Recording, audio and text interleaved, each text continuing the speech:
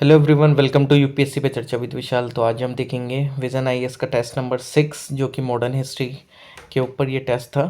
तो चलिए स्टार्ट करते हैं। और बाकी जो प्रीवियस जो टेस्ट है उनका सॉल्यूशन एनालिसिस आप प्लेलिस्ट में जाके देख सकते हैं, और बाकी अदर प्लेलिस्ट भी आप देख सकते हैं। मैंने सी सेट वगैरह ये सब काफ़ी अच्छे से करा रखा है अगर आपको वीक है तो। और जितनी भी अदर बुक्स हैं, रेफरेंस बुक हैं, वो भी मैंने फिनिश कर रखी हैं।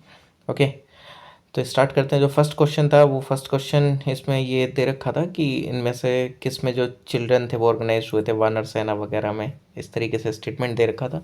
तो जो सिविल डिसोबीडियंस मूवमेंट था वो काफ़ी ज़्यादा पॉपुलर हुआ था, उसमें मोबिलाइजेशन हुआ था, ठीक, अलग अलग तरीके से। तो जो पत्रिकाज और जो इलीगल न्यूज़ शीट्स थी, कई बार वो लिखी जाती थी हैंड सेंड, कई बार साइक्लो स्टाइल में। ये पार्ट थी एक स्ट्रेटेजी का, डिफे करना, ये जो डिफे द हेटेड प्रेस एक्ट, ये जो प्रेस एक्ट वगैरह आया था उसके खिलाफ वगैरह सारी चीज़ें करना। और अगर देखा जाए तो जो मैजिक लैंटर्न्स थे वो यूज़ करे जाते थे नेशनलिस्ट मैसेजेस को पहुंचाने के लिए विलेजेस में। ओके, और जो चिल्ड्रन थे वो ऑर्गेनाइज हुए थे वानर सेनाज में और मंकी आर्मीज में, एटलीस्ट एट वन प्लेस। और जो गर्ल्स थी उन्होंने डिसाइड करा था they wanted their own separate मंजरा सेना और कैट आर्मी, उन्होंने अपनी अलग बनाई थी। तो मतलब काफ़ी अच्छा मोबिलाइजेशन आपको देखने को मिल गया था। नेक्स्ट है कि ये जो परमानेंट सेटलमेंट था, ये एक लैंड रेवेन्यू सिस्टम इंट्रोड्यूस हुआ था कहाँ पे, बंगाल, बिहार एंड उड़ीसा में। ये आज के जो मॉडर्न डे ईस्टर्न इंडिया है, 1793 में लॉर्ड कैनवालेस के द्वारा। और इसके फीचर्स क्या थे, जमींदार थे वो एज अ लैंड लॉर्ड होते थे। जो सिस्टम ने रिकॉग्नाइज करा जमींदार जो कि लैंड कलेक्टर्स होते थे एज परमानेंट लैंड लॉर्ड्स। और ये कौन थे, इनको हेरिडिटरी राइट्स दिए गए टू देयर एस्टेट, कहाँ, परपेचुटी। और फिक्स्ड रेवेन्यू करा गया, यानी कि ज़मींदार को क्या करना था, एक fixed amount of revenue government को देना था एवरी ईयर, रिगार्डलेस फ्लक, चाहे वो कितना क्रॉप प्रोडक्शन में कमी हुई हो या बढ़ोतरी हुई हो, डजेंट मैटर, एक फिक्स अमाउंट देना है तो देना है। लैंड राइट्स, यानी कि जो सिस्टम था उसमें ग्रांट कर दिया था ज़मींदार को एक्सक्लूसिव राइट कलेक्ट करने के लिए, रेंट पीजेंट वगैरह से, कल्टिवेटिंग देयर लैंड, जो कि कल्टीवेट कर रहे हैं अपने लैंड को, पीजेंट उनसे। डिवीज़न ऑफ रेंट, यानी कि जो ज़मींदार था वो एनलाइटेंड था कि वो रखे कितना 1/11 ऑफ द रेंट, और जो कि कलेक्ट हुआ है पीजेंट से। और जो रिमेनिंग 10/11 था वो पेड करा जाएगा कंपनी को एज लैंड रेवेन्यू। कॉन्सिक्वेंसेस क्या थे, स्टेबलाइजेशन देखने को मिला। रेवेन्यू का जो सिस्टम था वो प्रोवाइड करता है कि stable source of revenue. East India company को इमरजेंस देखने को मिला। लैंड लॉर्ड क्लास का इनफिशिएंट एग्रीकल्चर आपको देखने को मिला। एक्सप्लॉयटेशन देखने को मिला पीजेंट का।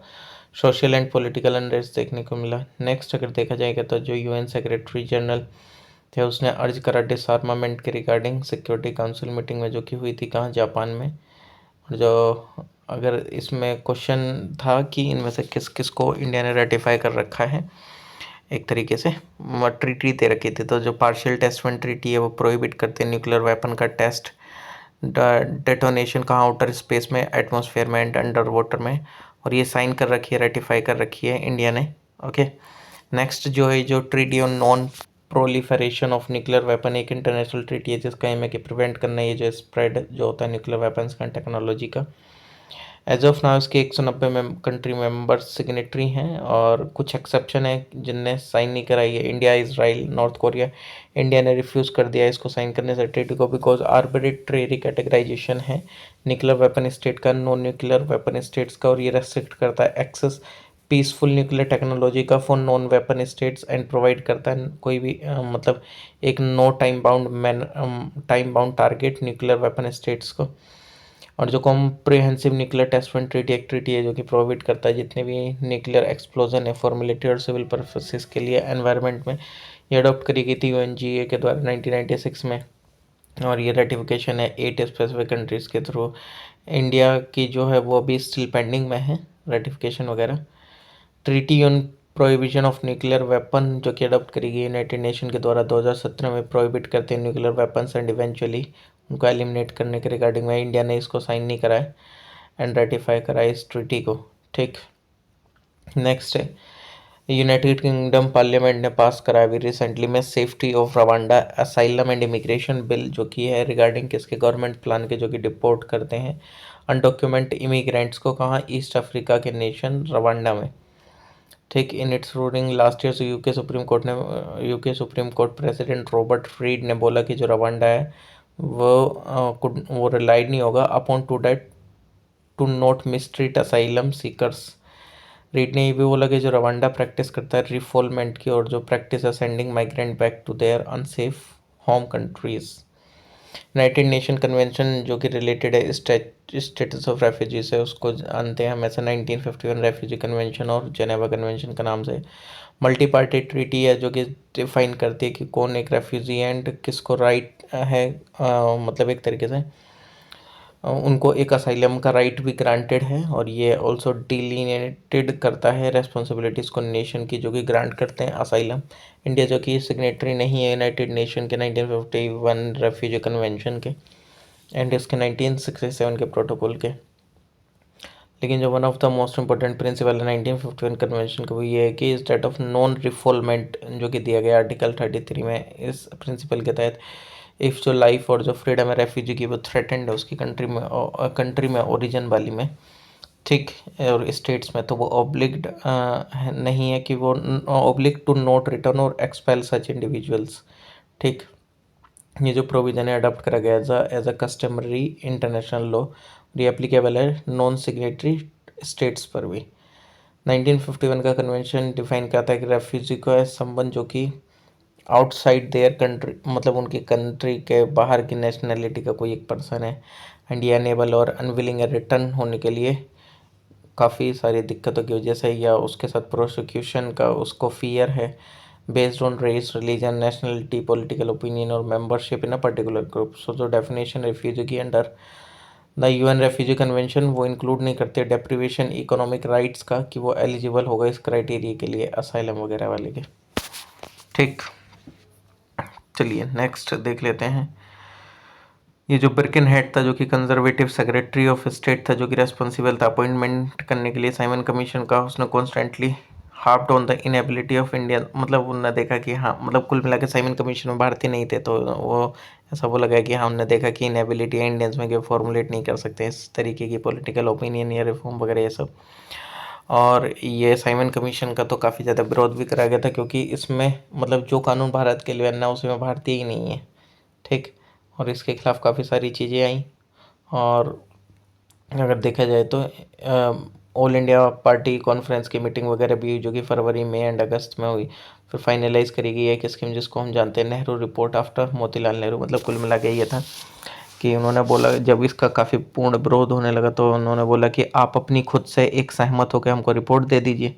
ठीक, तो फिर एक बाद में वो नेहरू रिपोर्ट बनाई गई थी कि अगर आप इस चीज़ से एग्री नहीं है साइमन कमीशन से, जो कि 1999 1919 के जो एक्ट आया था उसमें क्या क्या लूप होल हैं, क्या क्या चीज़ें हैं, उसको एनालाइज करके आगे आने वाले एक्ट में चेंजेस करेंगे। तब उसका विरोध हुआ तो फिर उन्होंने बोला कि आप अपनी रिपोर्ट दीजिए, तो नेहरू रिपोर्ट बनाई गई थी। ठीक, ये जो रिपोर्ट थी ये डिफाइन करती थी डोमिनियन स्टेटस, एक फॉर्म ऑफ गवर्नमेंट का जो कि डिजायर्ड है इंडियन के थ्रू। हालांकि इसका अपोजिशन भी कराया गया था कि हमें डोमिनियन स्टेटस नहीं, हमें पूर्ण स्वराज चाहिए। ठीक, और अगर देखा जाए तो ये रिपोर्ट ने रिकमेंड करा था यूनिवर्सल अडल्ट फ्रेंचाइज और सफरेज और equal right for women, freedom दी जानी चाहिए, यूनियन बनाने की डिसोसिएशन होना चाहिए स्टेट का रिलीजन से किसी भी फॉर्म में। ओके,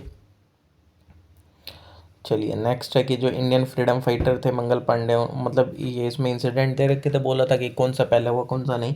तो मंगल पांडे ने जो मारा था दो ब्रिटिश ऑफिशियल्स को यूक्सेन एंड बॉक को मार्च 29 1857 को। फिर म्यूटनी पावर बिगिन हुई थी कहाँ, मेरठ में 10 मई 1857 को। फिर उसके बाद में थर्ड नेटिव मिलिट्री कावलरी जो कि लॉन्च करा था उन्होंने रिवोल्ट मेरठ में 10 मई 1857 को, जो कि दिल्ली जा रहे थे। दिल्ली जाते जाते मतलब उन्होंने, मतलब जो मार्च कर रहे थे सोल्जर, वो जैसे ही दिल्ली पहुँचे तो उन्होंने बहादुर शाह को क्या बनाया, शहनशाह हिंदुस्तान। तो यानी कि कौन सी तारीख में, 11 मई 1857 को। तो ये क्रोनोलॉजिकल ऑर्डर है, कौन पहले कौन बाद में, फिर उसके बाद। ठीक, यही उन्होंने टाइमलाइन है। जैसे इसमें अगर देख लिया जाए एनसीईआरटी की जो टाइमलाइन है, 1801 में सब्सिडरी अलाइंस आया था, इंट्रोड्यूस करा गया था वेलेस्ली के द्वारा। अवध में 1856 में नवाब वजी वाजिद अली शाह ने डिपोज करा था और अवध को अनेक्स करा था 1856-57 में। समरी रिवेन्यू सेटलमेंट इंट्रोड्यूस हुआ था अवध में बाय द ब्रिटिश 1857। 10 मई को म्यूटनी स्टार्ट हुई मेरठ में। 10 से 12 मई को क्या हुआ था, दिल्ली गैरिसन रिवोल्ट हुआ था, बहादुर शाह ने एक्सेप्ट कर लिया था नॉमिनल लीडरशिप 20 से 27 मई को क्या हुआ था, ये 1857 के आसपास की सारी चीज़ें। तो 20 से 27 मई को सिपोई म्यूटनी हुई थी अलीगढ़, एटावा, मनी मैनपुरी और एटा में। 30 मई को राइजिंग हुई थी लखनऊ में। मई और जून में म्यूटनी जो कि टर्न हो गई थी एक जनरल रिवोल्ट में पीपल के। 30 जून को ब्रिटिश सफ़र करा था उन्होंने डिफीट, कहाँ, बैटल ऑफ चेहट में। और 25 सितंबर को ब्रिटिश फोर्सेस जो कि अंडर हैवलॉक एंड आउटरैम एंटर कर दिए थे रेसिडेंस में लखनऊ में। जुलाई में क्या हुआ था, शाह आलम की डेथ हो गई थी। 1858 में क्या हुआ था, रानी झांसी किल हो गई थी मेरठ वो बैटल में जून के अंदर। ठीक। नेक्स्ट ये जो डॉक्ट्राइन ऑफ लैप्स थी आपको पता ही है, जिसका कोई एक नेचुरल हायर नहीं है, तो उसका जो पूरा किंगडम है वो ब्रिटिश अपने हाथ में ले लेंगे। ठीक। और ये सबसे पहले कहाँ हुआ था, अगर देखा जाए तो किसको अनेक्स करा गया था, या बताओ। सबसे पहले सतारा को 1848 में जयपुर, फिर संबलपुर को 1849 में, नागपुर एंड झांसी को 1854 में, तंजौर एंड आरकोट को 1855 में, उदयपुर एंड अवध को 1856 में। ठीक। और जो डॉक्ट्राइन ऑफ लैप्स थी अगर देखा जाए तो ये एक एडमिनिस्ट्रेटिव पॉलिसी थी एक्सटेंशन के लिए पैरामाउंटेसी ब्रिटिश की। और डॉक्ट्राइन ऑफ लैप्स जो कि एक एनेक्सेशन पॉलिसी थी जो कि अडॉप्ट करी गई लॉर्ड डलहौजी के द्वारा, जिस टाइम पे वो गवर्नर जनरल बने इंडिया के 1848 से 56 के बीच में। ठीक। चलिए नेक्स्ट। अगस्त 1921 में जो पीजेंट डिसकंटेंट था वो इरप्ट हुआ कहाँ, मालाबार डिस्ट्रिक्ट में केरला के। यहाँ पे जो मप्पीला यानी कि जो मुस्लिम टेनेंट्स थे उन्होंने रेबल करा, और ये जो ग्रीवियंसेस थी जो कि रिलेटेड थी लैक ऑफ टेन्योर से, सिक्योरिटी से, रिन्यूएबल फीस से, हाई रेंट से, एंड जो अदर ऑप्रेसिव लैंड लॉर्ड एक्सेक्शन से। जो इम्पेटस था फॉर रेजिस्टेंस वो पहली बार कहाँ से आया, मालाबार डिस्ट्रिक्ट से। कांग्रेस के जो कि कॉन्फ्रेंस कहाँ हुई थी, मंजरी में, अप्रैल 1920 में। ठीक। ये जो कॉन्फ्रेंस थी सपोर्ट करती थी जो टेनेंट्स जो कि कॉज करते हैं, डिमांड करते थे लेजिस्लेशन रेगुलेट करने के लिए लैंड लॉर्ड टेनेंट रिलेशंस को। और ये जो चेंज था वो सिग्निफिकेंट था बिकॉज जो अर्लियर जो लैंड लॉर्ड्स थे वो सक्सेसफुली प्रिवेंट करा कांग्रेस को कमिट करने से इटसेल्फ टू द टेनेंट्स कोज। जो मंजेरी कॉन्फ्रेंस थी वो फॉलो करी गई फॉर्म करके टेनेंट्स का एसोसिएशन कोझिकोड में। एंड बाद में जो टेनेंट्स एसोसिएशन था वो सेटअप हुआ अदर पार्ट्स ऑफ डिस्ट्रिक्ट में। नेक्स्ट है कि इसमें बोला गया था ये भीकाजी कामा के बारे में एक स्टेटमेंट वगैरह दे रखा था, तो उससे आपको पता लगाना था कि वो कौन है, मतलब 4 आपको नाम दे दिए थे। तो इट वॉज इन लंदन की जो भीकाजी कामा थी वो मिली दादा भाई नौरोजी से, इंस्पायर्ड हुई इनके आइडियल से, और फिर बाद में फ्रीडम मूवमेंट में उन्होंने इंडल्ज होना चालू करा। फिर उन्होंने बिगिन करा meeting with other Indian nationalist जैसे कि श्यामजी वर्मा, लाला हरदयाल, एंड बाद में वो one of the active member बनी मूवमेंट की भी। 1905 में उन्होंने क्रिएट करा पेरिस इंडियन सोसाइटी, किसकी हेल्प से, S R Rana and M B Godrej की हेल्प से। At the International Socialist Conference जो कि कहाँ होती, स्टुटगार्ट में हुई थी, उन्होंने रेस करा फर्स्ट फ्लैग इंडिया के इंडिपेंडेंस का, किस विद द वर्ड्स जो कि लिखे हुए थे कहाँ, मिडिल में क्या, वंदे मातरम। ठीक। नेक्स्ट है कमला नेहरू जो कि एक इंडियन इंडिपेंडेंस एक्टिविस्ट थी जो कि वाइफ थी जवाहरलाल नेहरू के, वो फर्स्ट प्राइम मिनिस्टर जो थे हमारे भारत के। इनका जन्म हुआ मैंगलोर में। कमला देवी चट्टोपाध्याय जो कि फर्स्ट वुमेन थी to run for a legislative seat किसमें, भारत में, in the Madras provincial elections के अंदर। ठीक।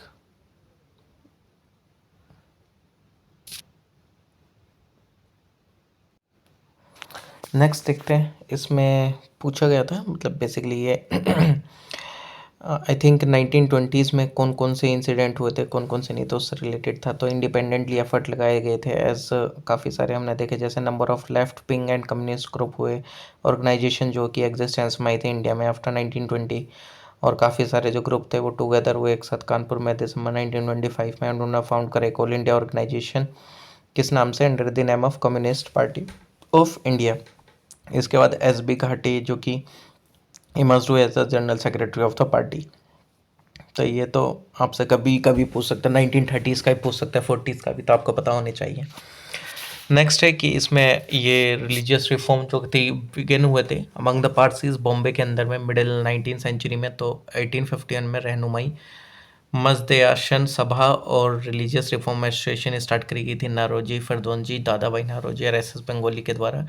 एंड इट हैज़ के आर कामा जो कि वन ऑफ द लीडर भी थे इसके। इनका एम था रीजनरेशन करना, रीजनरेशन सोशल कंडीशंस का पार्ट इसका, एंड रिस्टोरेशन करना जो रेस्टोरियन रिलीजन का टू इट्स प्रिस्टीन प्योरिटी। और जो मैसेज था रिफॉर्म का वो स्प्रेड करा गया था न्यूज़पेपर जिसका नाम था rust Gupta truth Taylor. Next है इसमें कि रेवेन्यू सिस्टम से रिलेटेड था, आई थिंक ट्राइबल पीपल जो कि स्प्रेड है over a large part of India and organise करा उन्होंने हंड्रेड ऑफ मिलिटेंट आउटब्रेक्स को। इंसरेक्शंस हुआ ड्यूरिंग द 19th सेंचुरी और जो ट्राइबल थे उन्होंने cause to be upset for variety of reasons. जो कॉलोनियल एडमिनिस्ट्रेशन था उनका जो एडमिनिस्ट्रेशन उन्होंने एक एंड कर दिया था रिलेटिव आइसोलेशन का, एंड उनको ले आए थे किसमें एम्बिट ऑफ कॉलोनियलिज्म में। उन्होंने रिकॉग्नाइज करा था ट्राइबल चीफ को as a zamindar and introduce करा था एक land revenue system and taxation of tribal product and encourage करा था इन्फ्लक्स जो था क्रिश्चियन मिशनरीज का ट्राइबल एरियाज में। अब बोल इन्होंने इंट्रोड्यूस करा था काफ़ी money lenders traders and revenue farmers को as middle man in tribals के बीच में। कॉलोनियलिज्म जो कि ट्रांसफॉर्म करा था रिलेशनशिप ट्राइब्स की फॉरेस्ट के साथ जो कि डिपेंडेंट थे फॉरेस्ट पे food fuel and cattle feed के लिए। इन्होंने प्रैक्टिस करी थी शिफ्टिंग कल्टीवेशन जिसको जूम पोडू वगैरह बोलते हैं, ठीक। And taking recourse to fresh forest land when their existing land जो कि शो करता है एक साइन ऑफ एग्जॉशन। और जो कॉलोनियल गवर्नमेंट थे उन्हें चेंज करा था हर एक चीज़ को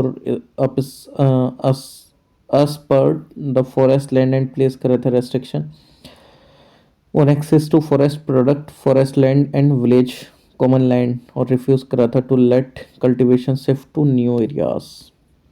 नेक्स्ट है कि इसमें बोला था कि जो कच्चा वो जो आइलैंड है वो किस किस के बीच में एक तरीके से रिलेशन का एक पार्ट है, एक इनहेबिटेंट लैंड है पाक स्टेट में इंडिया एंड श्रीलंका के बीच में।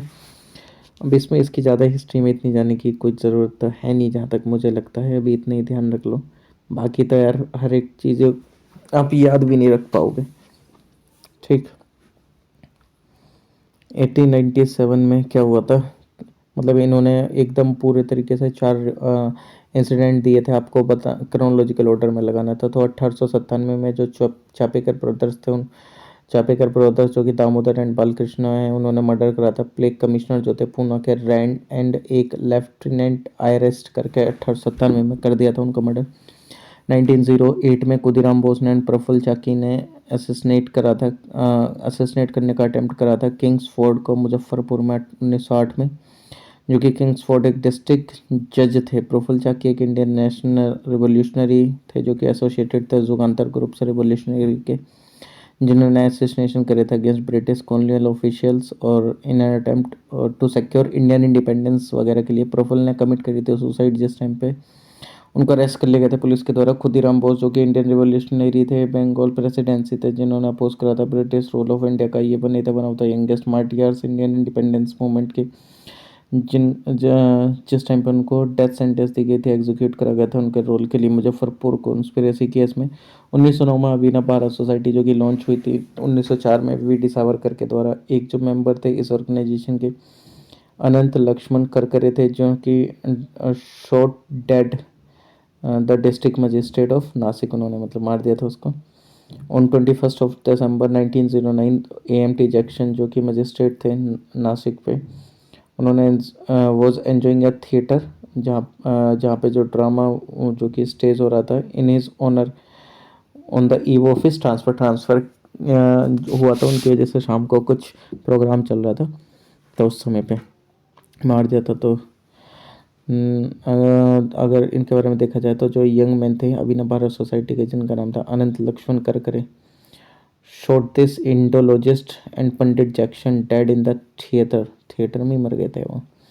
ये जो सेंसेशनल मर्डर था इसको हम नासिक कॉन्स्पिरेसी केस भी बोलते हैं। 27 मेंबर जो थे अभिनव भारत सोसाइटी के वो कन्विक्ट पाए गए थे एंड पनिश करे गए उनको। गणेश सावरकर जो कि ब्रदर थे वी.डी. सावरकर के, उनको भी काला पानी भेज दिया गया था। 1912 में जो दिल्ली कॉन्स्पिरेसी केस थे उसको जाना जाता है as Delhi Lahore conspiracy case और हार्डिंग बॉम्ब केस जो कि हुआ था 1912 में, जिस टाइम पे जो मेंबर थे युगांतर राज बिहारी बोस एंड सचिन सान्याल, उन्होंने बॉम्ब फेंका था कहाँ, दिल्ली के चांदनी चौक में, और ऑर्डर करा गया था किल करने के लिए लॉर्ड हेडिंगे को जो वाइसरॉय था, जो वाइसरॉय सरवाइव कर गए थे विद माइनर इंजरीज, बट इनके जो महावत जो एलिफेंट कीपर थे उसकी मतलब डेथ हो गई थी। इंडिविजुअल सत्याग्रह जो था वो स्टार्ट हुआ था रेस्पॉन्स में अगस्त होफर के, जो कि 1940 में आया था। और ये किस लिए था? ये एक इंडिविजुअल सत्याग्रह की स्ट्रेटेजी थी कि इंश्योर करना है fight against fascism was not hampered and unlike in the past when his campaign had taken on a mass character. Gandhi ji ने हैंड पिक करा था सत्याग्रही इसको, एंड उनकी जो डिमांड थी उनकी लिमिटेड थी, क्लेम करने से रिलेटेड फ्रीडम ऑफ स्पीच के, इन ऑर्डर टू प्रीच करने के लिए against war participation. Mainly based था ये principle of freedom of speech पे, ना कि प्रिंसिपल ऑफ नॉन वायलेंस पे in the circumstances of the war. और इट वॉज टू बी एक कंट्रोल्ड इंडिविजुअल सत्याग्रह था बिकॉज नॉन कांग्रेस मेंबर जो थे could not offer it, and ये it was left to Mahatma Gandhi की वो चूज़ करे सत्याग्रही इसको। आचार्य विनोबा भावे जो कि फर्स्ट सत्याग्रही थे उन 17 अक्टूबर 1940 के, एंड जवाहरलाल नेहरू जो कि सेकंड थे। इफ़ अगर जो गवर्नमेंट है वो अरेस्ट नहीं कर डिड नॉट अरेस्ट सत्याग्रही, तो ही और she should only repeat the performance but move into the villages and start करेंगे trek towards Delhi. Thus participating in a movement came to be known as the Delhi Chalo onwards to Delhi movement. मतलब movement में जो participation था वही एक slogan के साथ आ रहा था कि दिल्ली चलो करके।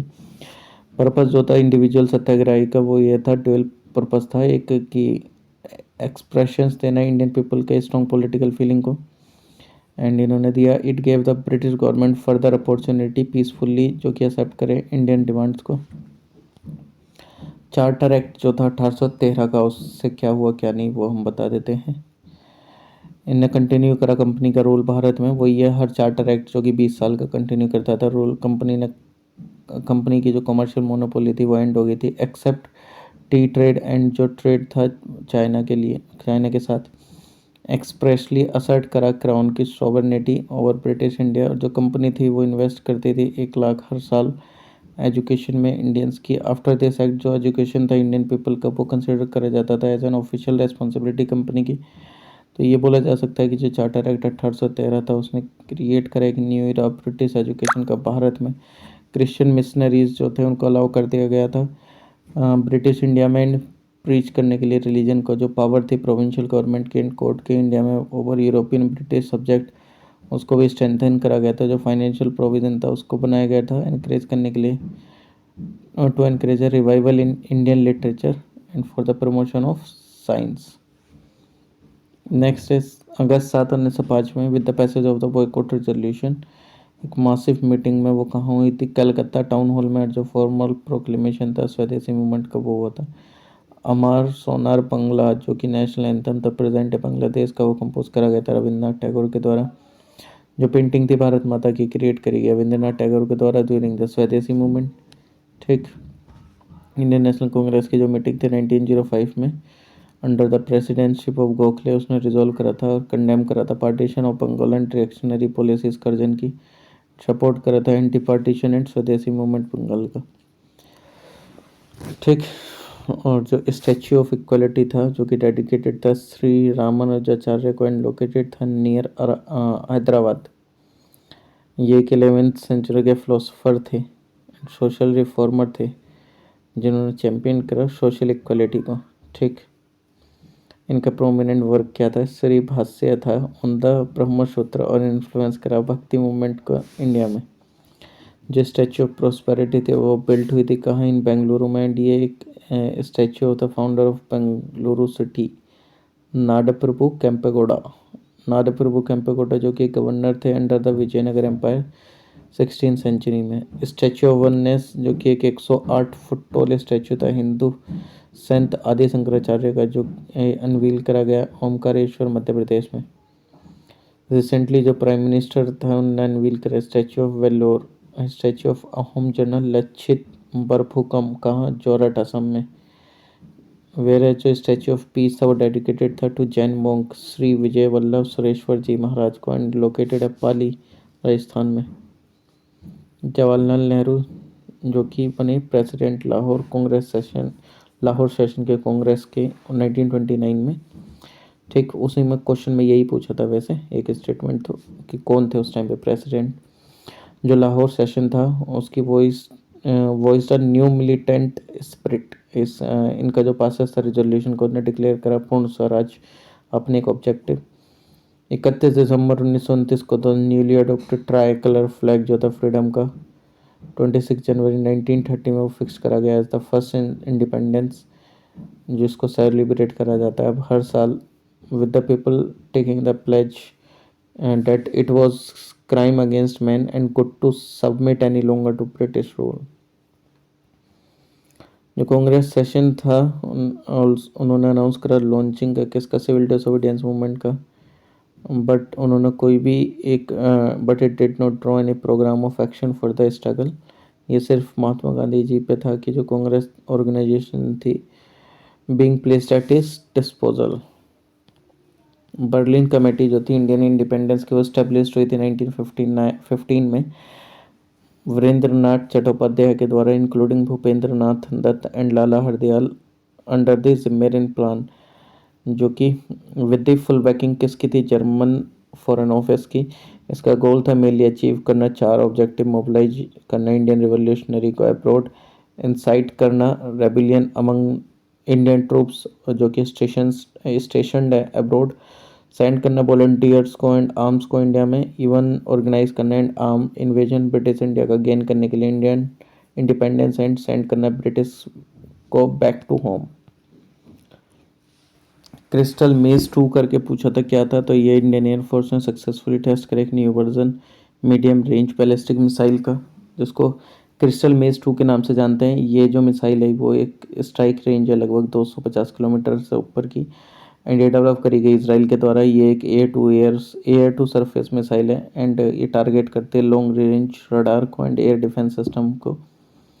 एस्ट्रोनॉमर ने रिसेंटली डिस्कवर करा एक new version red giant star का, जो कि behave quite differently from others. जो फेक कैचर है वो एक डीप फेक डिटेक्टर है, जो कि टूल डेवलप करा गया इंटेल के द्वारा। ये एनालाइज करता है वीडियोस एंड डिलीवर करता है and deliver result in milliseconds में, and making it ideal for real time application. इसमें एक इम्प्रेसिव एक्यूरेसी देखने को मिलेगी एट रेट ऑफ अराउंड लगभग 90 से 95% डिटेक्ट करने में डिफेक्ट्स को।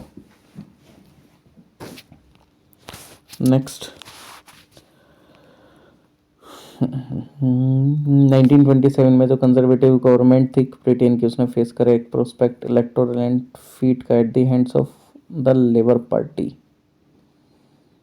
सडनली इन्होंने डिसाइड करा कि it could not leave an issue जो कि कंसर्न है related to future of the British empire in the irresponsible hands of an inexperience Labour government, and it was thus that कि Indian statutory commission popularly known as Simon commission after chairman was appointed. मतलब वही है कि अगर हम चले जाएंगे तो फिर ये कैसे गवर्नमेंट वगैरह को चलाएंगे, कैसे क्या करनी चाहिए, तो फिर वही साइमन कमीशन वगैरह को अपॉइंट करा था ना। इसी कारण बस 1919 की चीज़ों को एनालाइज करने के लिए हर एक चीज़ ठीक। जो रेस्पॉन्स था इंडिया का वो इमीडिएट था एंड यूनानिमस था, डेट कोई भी इंडियन उसमें नहीं था एक तरीके से, पूरी तरीके से ठीक। और बोला जा रहा था कि कोई भी जो इंडियन है वो सर्व नहीं कर सकता है अच्छी तरीके से, क्योंकि ऐसा कोई भी फिट नहीं है। ओके, ऐसा बोला गया था। और फिर बाद में बॉयकॉट करा गया कमीशन का, एंडोर्स करा गया लिबरल फेडरेशन के द्वारा, जो कि लाइड करी जा रही थी तेज बहादुर सप्रू के द्वारा, जो कि और by the Indian Industrial and Commercial Congress के द्वारा भी, और by Hindu Mahasabha and Muslim League even split हो गई थी इस इशू पे। मोहम्मद अली जिन्ना ने कैरी करी majority with him in favour of boycott. Next चलते हैं, बाकी तो इसमें वही है उसी के बारे में जो कि हम ऑलरेडी पीछे डिस्कस भी करते हुए आ रहे हैं। जो 1945 का जो इलेक्शन हुआ था वो डायलेमा था एक गवर्नमेंट के सामने कि या तो हमें आगे चलना चाहिए from the interim government with the Congress, और वेट करना चाहिए लीग एग्रीमेंट का टू द प्लान। जो इंटरिम गवर्नमेंट जो कि फॉर्म हुई थी 2 सितंबर 1946 को with Congress member alone with Nehru as the de facto head थे वो उसके, और ये किसके अगेंस्ट थी, लीग इंसिस्टेंस के, एंड जितने भी एंड डेट ऑल सेटलमेंट भी एक्सेप्टेबल टू इट। वेबल जो थे वो लेके आए एक लीग इंटरिम गवर्नमेंट में 26 अक्टूबर 1946 को। though it had not accepted either the short or long-term provisions of the cabinet mission plan and had not given up its policy of direct action। हालांकि वो किसी एक लॉन्ग टर्म या short term provision वगैरह के साथ नहीं आते कैबिनेट मिशन प्लान के, बट और उन्होंने कोई भी एक पॉलिसी भी नहीं लेके आए थे एक डायरेक्ट एक्शन वगैरह के लिए भी। डिस्पाइट द फ्रीडम जो कि दी गई इंटरिम गवर्नमेंट को, ये क्या कर सकती थी, ओनली ऑपरेट कर सकती थी किसके डायरेक्शन में, वॉइस एंड ब्रिटिश गवर्नमेंट के लंदन में, वो भी।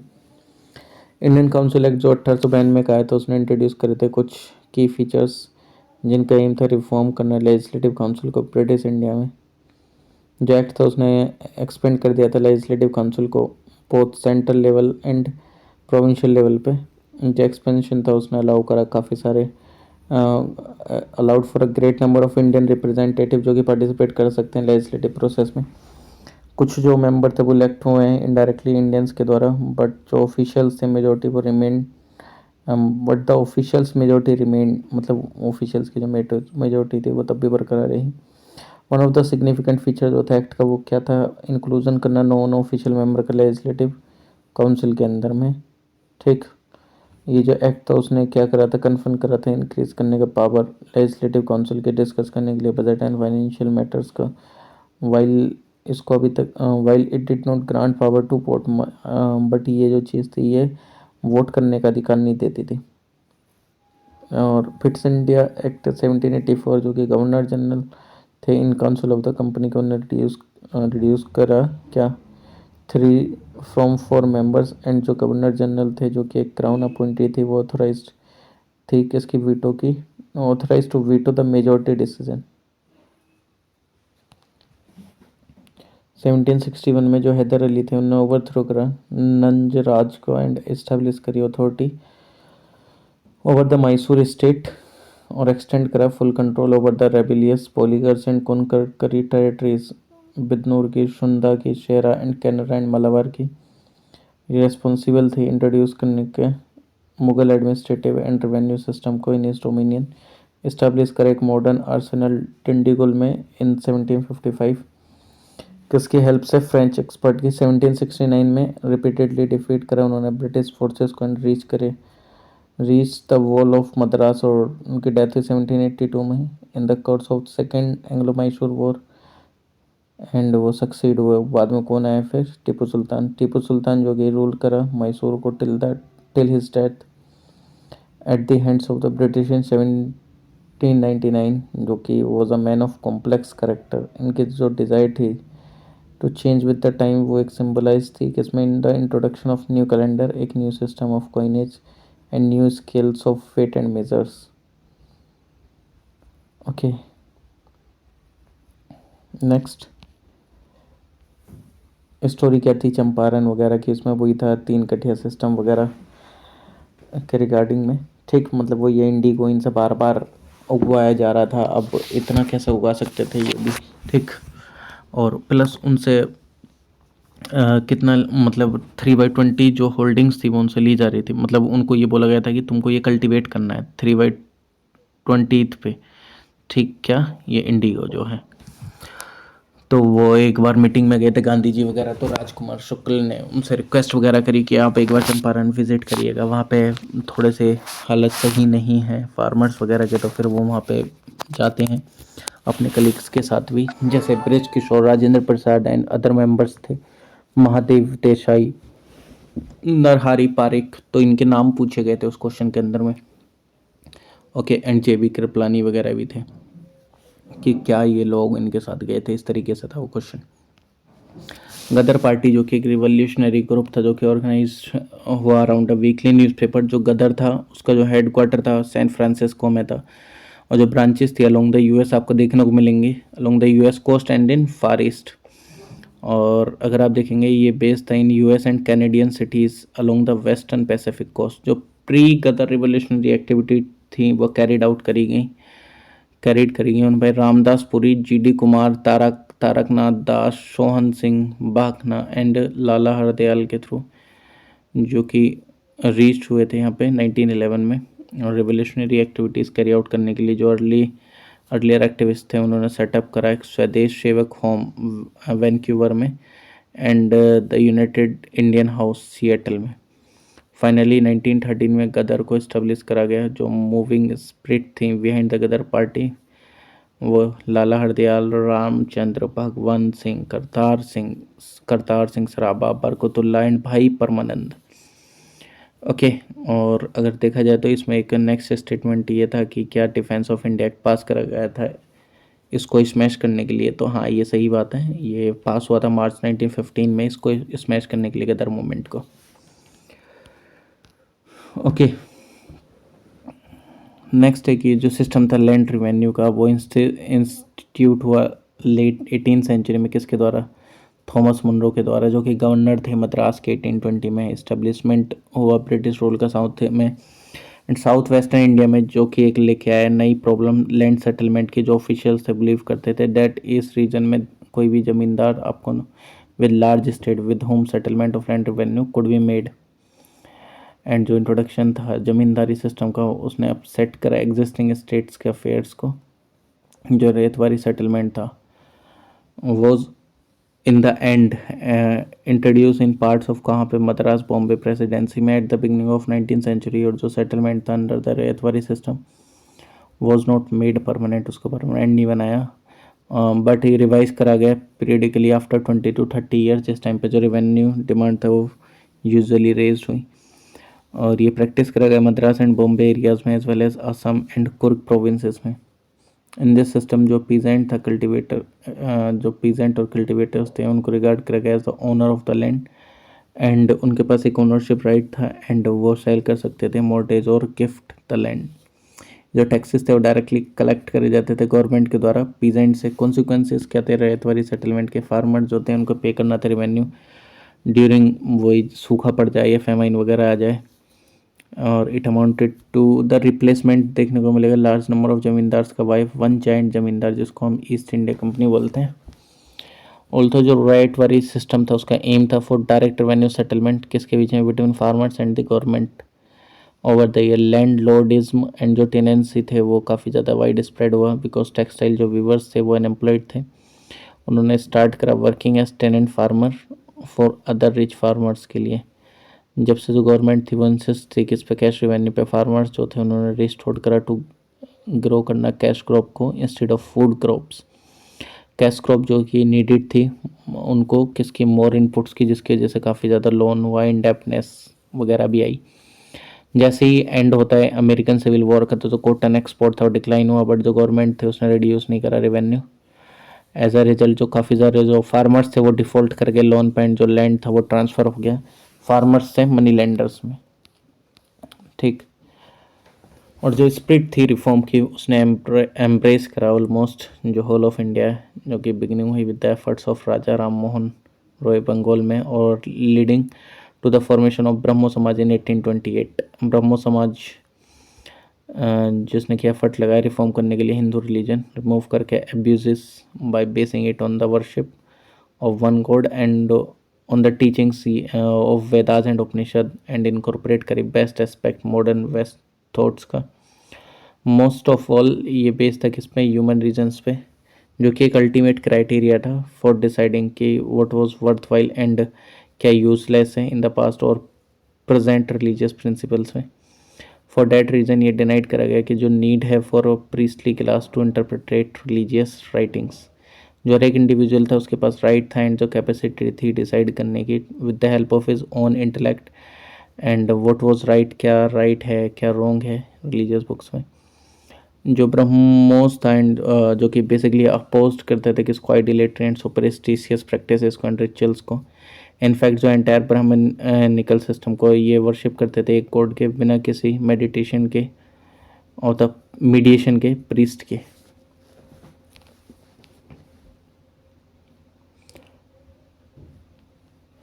नेक्स्ट है अगर देखा जाए तो वंस द वे वॉज, मतलब अगर देखें तो 6 अप्रैल 1930 में उन्होंने एक by picking a handful of salt, मतलब हाथ में नमक लेने के बाद तो जो गांधी जी ने इनॉग्रेट करा था सिविल डिसोबीडियंस मूवमेंट का, जो कि remain unsurpassed in the history of Indian national movement for the country wide mass participation. इतना नहीं देखने को मिला था किसी और में जितना इसमें देखने को मिलेगा। जैसे ही वो क्लियर कर देगा गांधी जी के रिचुअल बिगिनिंग एट डांडी तो डिफेंस जो था सोल्ट लो का वो स्टार्ट हुआ all over the country. Tamil Nadu में जो श्री राजगोपालचारी थे उन्होंने लेड करा सोल्ट मार्च को तिरुचिरापल्ली से वेदारण्यम तक ऑन द तंजौर कोस्ट। और बाय द टाइम ये अरेस्ट हो गए थे on 30 April he had collected, मतलब इन्होंने काफ़ी सारे वॉलंटियर्स अपने साथ कर लिए थे इस कंपेन को चालू रखने के लिए, ठीक। And to keep the campaign going for quite some time in Malabar, जो कि कलप्पन थे जो हीरो थे वैकोम सत्याग्रह के, वो वॉक करे कैलिकट से पायानूर तक ब्रेक करने के लिए short low. On May 21 with Sarojini Naidu जो फर्स्ट इंडियन वुमेन थी वो प्रेसिडेंट बनी कांग्रेस की। Imam Saheb Gandhi ji comrade of the South African struggle at the helmet, जो गांधी जी के बेटे थे। मैनुअल इन फ्रंट रैंक्स एक बैंड था 2000 मार्च का towards the police station garden, वो शील्ड ऑफ करा गया। दर्शाना सॉल्ट वर्क वगैरह को रिसेंटली गवर्नमेंट ऑफ इंडिया ने साइन करा $23 मिलियन का loan agreement Asian development bank के साथ था। इसमें बोला गया था कि क्या इसमें 54 मेंबर है, तो ये फाउंड करी गई थी 1966 में 31 मेंबर कंट्रीज़ के साथ एंड हेडक्वार्टर है मनीलैंड फिलीपींस का, ठीक। और वही है कि इसका अचीव करना aim prosperous inclusive resilient and sustainable वगैरह sustainable Pacific while sustaining its efforts eradicate भी करना एक्सट्रीम पॉवर्टी को। और अभी 68 मेंबर्स हैं और as of now they are 5 largest shareholders आपको देखने को मिलेंगे एडीबी के। जापान एंड जो यूएसए है उनकी दोनों की अगर आप देखेंगे 15.6% है, उसमें बोला गया था सबसे ज़्यादा शेयर होल्डिंग चाइना की, लेकिन चाइना की 6.4% है। एडीबी जो प्रोवाइड करता है लोन जितनी भी डेवलपिंग मेंबर कंट्रीज है, एडीबी प्रोवाइड करता है लोन टेक्निकल असिस्टेंस वगैरह के लिए, ग्रांट एंड इक्विटी इन्वेस्टमेंट के लिए जितनी भी कंट्रीज हैं in their time of need. However it does not have, मतलब कोई भी एक बाउंड्री कॉन्स्टेंट नहीं है जिस टाइम पे प्रोवाइड करता है loans and technical assistant local governments को। इंडियन नेशनल कांग्रेस फॉर्म हुई थी 28 दिसंबर 1885 को। तो फाउंडेड स्पेशली किस चीज़ पे हुई थी, क्या एम था, तो डेमोक्रेटिक नेशनलिस्ट मूवमेंट करना, फॉर्म करना एक डेमोक्रेटिक नेशनलिस्ट मूवमेंट, पोलिटिसाइज करना, पॉलिटिकली एजुकेट करना पीपल को, प्रमोट करना friendly relations among nationalist political workers अलग अलग पार्ट्स है कंट्री के, इस्टेब्लिश करना headquarters for a movement, develop करना है प्रोपेगेट करना एक एंटी कॉलोनियल नेशनलिस्ट आइडियोलॉजी का फॉर्मुलेट करना एंड प्रेजेंट करना पॉपुलर डिमांड को बिफोर द गवर्नमेंट, एक व्यू के साथ यूनिफाई करने को लेकर पीपल को, over a common economic and political programme, develop करना एंड कंसोलिडेट करना एक फीलिंग नेशनल यूनिटी की among people irrespective of religion caste और प्रोविंस, केयरफुली प्रमोट करना एंड नर्चर करना इंडियन नेशनहुड को। इन द इनिशियल ईयर जो आईएनसी थे उसने ओपनली स्टेट करा कि इसका एम है कि do not include the mass movement on social media and religious reform. ये करा गया किसके द्वारा, specially not to restrict itself as a social religious reform organisation. Awadh kingdom जो थी वो डिसइंटीग्रेट हो गई मुगल एम्पायर से एंड इन्होंने रूल करा ऊपर लार्ज टेरिटरी जो कि इनकम्पास करती है अभी जो उत्तर प्रदेश में है एंड कुछ पार्ट बिहार के। और जो इसका जो ओरिजिन था अगर देखा जाए तो जो किंगडम फाउंड करी गई थी बुरहान उल मुल्क सादत खान के द्वारा, जो कि एक पर्शियन नोबल थे जो कि सर्व करते थे as the governor of Awadh. Mughals के अंडर में इन्होंने इस्टेब्लिश करी अपनी कैपिटल फैजाबाद में। उसमें ऑप्शन में था लखनऊ, नवाब शुजा-उद-दौला जो कि सन थे किसके, नवाब आसफ-उद-दौला के, जो कि 4th नवाब थे अवध के, शिफ्ट करी कैपिटल फैजाबाद से लखनऊ, ठीक। 1722 में सादत खान ने डिक्लेयर करा इंडिपेंडेंस मुगल एम्पायर से एंड एस्टेब्लिश करा किंगडम ऑफ अवध। एक्सपेंशन अगर देखा जाए तो under subsequent ruler including Shuja-ud-Daula Awadh ने एक्सपेंड करी टेरिटरी एंड बनी एक formidable military power north India में। 1723 में सदत खान जो कि नवाब थे अवध के इम्प्लीमेंट करी कॉम्प्रिहेंसिव रेवेन्यू सेटलमेंट जिसका एम था इम्प्रूव करना लाइफ को प्रेजेंट की एंड प्रोटेक्ट करना एक्सप्लोटेशन से। इम्प्लीमेंटेशन जो है खान्स रेवेन्यू सेटलमेंट, इससे क्या होता है एक सिग्निफिकेंटली इम्प्रूवमेंट हुआ था फॉर पीजेंट। लखनऊ ने फ्लोरिश करा था as a significant cultural hub North India में। काफ़ी सारे फैक्टर्स हैं जो कि कंट्रीब्यूट करते हैं इनके इमरजेंस पे, ठीक। जो प्रोलॉग पीरियड है पीस एंड इकोनॉमिक प्रोस्पेरिटी का under the Nawab of Awadh वो क्रिएट करे एक फेवरेबल एनवायरनमेंट ग्रोथ के regarding of a district Lucknow culture. हालांकि मैं इसमें ये बता देता हूँ क्या फैक्टर्स थे जो कि कंट्रीब्यूट करा इसका इमरजेंस को। तो नवाब जो थे अवध के वे रिनोन्ड थे for their patronage art and culture के। लखनऊ जो था वो एक सेंटर था लिटरेरी एक्टिविटी का। ये जो सिटी थी वो होस्ट करा उसने लिटरेरी गैदरिंग एंड सैलून्स। जो नवाब थे उन्होंने कमीशन करा magnificent architectural project including palaces mosque and garden. जो बड़ा इमामबाड़ा था और जो रूमी दरवाज़ा था एंड जो दिलखुशा प्लेस थी वो नोटेबल एग्जाम्पल थी अवधी आर्किटेक्चर के। ठीक, ओके। नेक्स्ट, वेबल प्लान अगर देखा जाए तो ऑल्थो द जो वॉर था इन यूरोप वो एंड पे आ लिया था अपने इन मई 1945। जो जापानीज थ्रेट था वो भी स्टिल रिमेन, और जो कंजर्वेटिव गवर्नमेंट थी ब्रिटेन में वो लेड करी जा रही थी चर्चिल के द्वारा। वो मतलब ऐसा था कि वो रीच कर जाए एक सॉल्यूशन पे on the constitutional question in India. जो वॉइसरॉय थे जो लॉर्ड वेबल थे वो परमिट करा गया स्टार्ट करने के लिए नेगोशिएशंस इंडियन लीडर्स के साथ। कांग्रेस लीडर जो कि रिलीज हुए जेल से इन जून 1945। कुछ other provisions with the exception of the governor general and commander in chief, जितने मेंबर्स थे एग्जीक्यूटिव काउंसिल के वो इंडियंस थे। कास्ट हिंदूज एंड मुस्लिम जो थी वर टू हैव इक्वल रिप्रेजेंटेशन। ठीक, आपको देखने को मिलेगा रिकन्स्ट्रक्ट हुआ काउंसिल का फंक्शन करने के लिए as an interim government within the framework of the 1935 act. जो गवर्नर जनरल थे वो एक्सरसाइज कर सकते थे अपने veto on the advice of ministers. Okay, जो रिप्रेजेंटेटिव थे अलग अलग पार्टीज़ के उनको सबमिट करना था एक जॉइंट लिस्ट वॉइस रॉय की नॉमिनेशन के लिए to the executive council. If अगर जॉइंट लिस्ट नहीं पॉसिबल होती तो एक सेपरेट लिस्ट सबमिट करनी होती थी।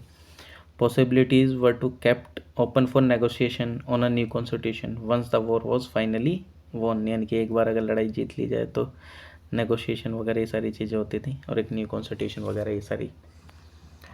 आईएमईसी में कौन कौन सी कंट्री पार्ट हैं ये पूछा गया है। आईएमईसी के अंदर में कौन कौन सी कंट्रीज़ का पार्ट हैं यहाँ से बता देता हूँ। मुंबई से होगा ये दुबई यानी कि यूएई, और फिर यहाँ पे आपको रियाद वगैरह सऊदी अरब, ये जितने भी ये ध्यान रख लेना। ठीक है, हाई फाई इसराइल में देखने को मिलेगा। ठीक, फिर इटली पीरियसिस करके। ओके, तो ये कहाँ कहाँ से पास होता है वो कंट्री के नाम थे इसमें जो कि इस ऑप्शन क्वेश्चन के अंदर में पूछे गए थे। सूर्य सेन के बारे में बता देते हैं जो कि एक एक्टिवली पार्टिसिपेट करा इन्होंने नॉन कॉर्पोरेशन मूवमेंट में। ये बने एक टीचर नेशनल स्कूल में चिटागोंग के, और ये and which lead two is जिसकी वजह से हम इनको जानते हैं पॉपुलरली नोन एज मास्टर दा। एंड अरेस्टेड एंड इम्प्रिजन हुए 2 सालों के लिए 26 से 28 तक रिवोल्यूशनरी एक्टिविटी के लिए। इन्होंने कंटिन्यू करा वर्क कांग्रेस में। एंड ही और इनका ग्रुप मतलब ये और इनका ग्रुप जो कि क्लोजली एसोसिएटेड थे कांग्रेस वर्क के साथ चिटागोंग में। 1929 में सूर्य सेन जो कि वो क्या थे सेक्रेटरी थे। एंड 5 ऑफ हिज जितने एसोसिएट जो थे वो मेंबर्स थे चिटागोंग डिस्ट्रिक्ट कांग्रेस कमेटी के। इनका जो एक्शन प्लान था वो क्या था, इंक्लूड करना ऑक्यूपेशन 2 मेन आर्मरीज का चिटागोंग में एंड सीज करना आर्म्स को विद विच जो कि एक लार्ज बैंड रिवोल्यूशनरी का वो फॉर्म हो सके इनटू एन आर्म डिटैचमेंट। जो डिस्ट्रक्शन था टेलीफोन का टेलीग्राफ सिस्टम का सिटी का, एंड जो डिसलोकेशन हो सके रेलवे कम्युनिकेशन सिस्टम का between Chittagong and rest of the Bengal.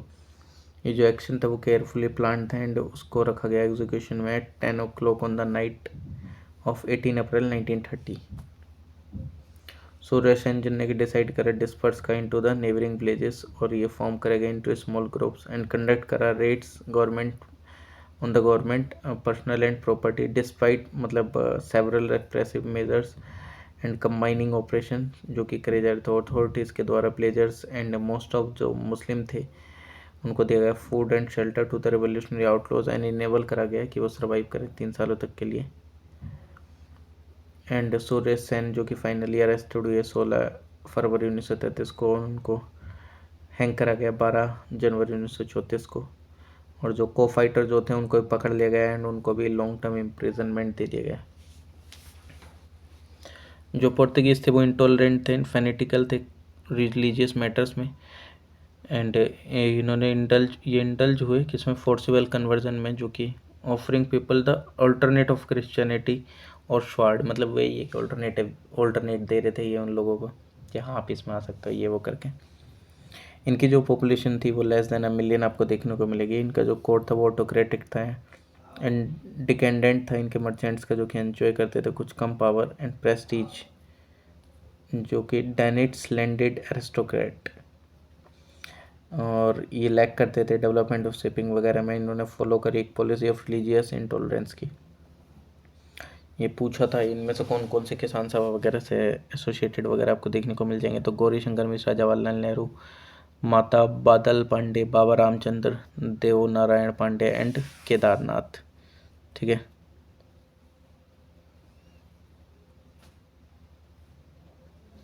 ये एक स्टेटमेंट दिया था जो कि ये हाईलाइटेड भी है कि जो गांधी जी ने प्रॉमिस करा था कि इफ़ जो प्रोग्राम है वो फुल्ली इम्प्लीमेंट हो जाएगा तो स्वराज जो कि वो 1 साल के अंदर में आपको मिल जाएगा। तो ये स्टेटमेंट सही है, इन्हीं के द्वारा यही था स्टेटमेंट। सेकंड वाला जो था कि जो नागपुर सेशन था 1920 का, उसने कमिट करा कांग्रेस को कि वो committed the Congress to a programme of extra constitutional mass action.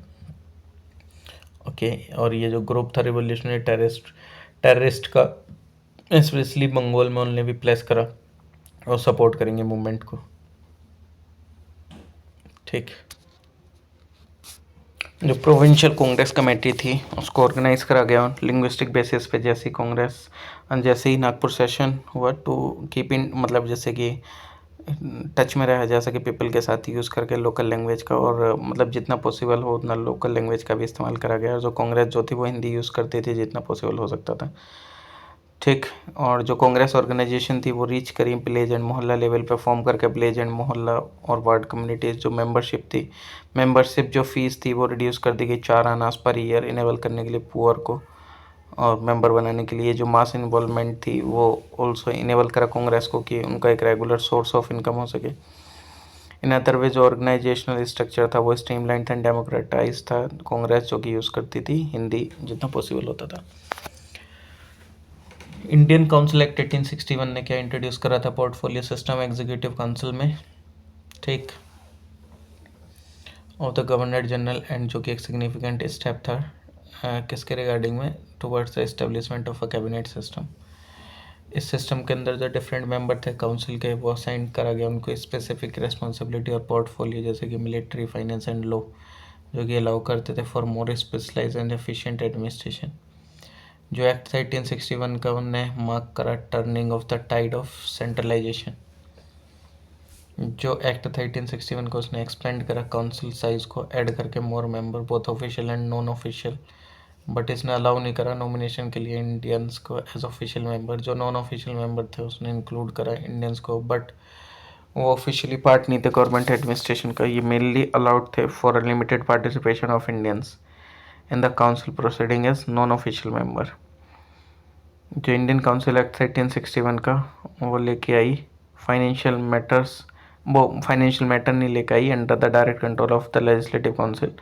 जो एक्ट था उसने अलाउ करा for some discussion financial matters है, बट जो फाइनल डिसीजन मेकिंग पावर थी regarding budget and financial administration वो अभी भी किसके पास थी, गवर्नर जनरल के एंड इस एग्जीक्यूटिव काउंसिल के पास। जो लेजिस्लेटिव काउंसिल था उसका एक कंसल्टेटिव रोल था, but did not have the authority कि वो कंट्रोल करे फाइनेंशियल पॉलिसीज़ को और बजट को।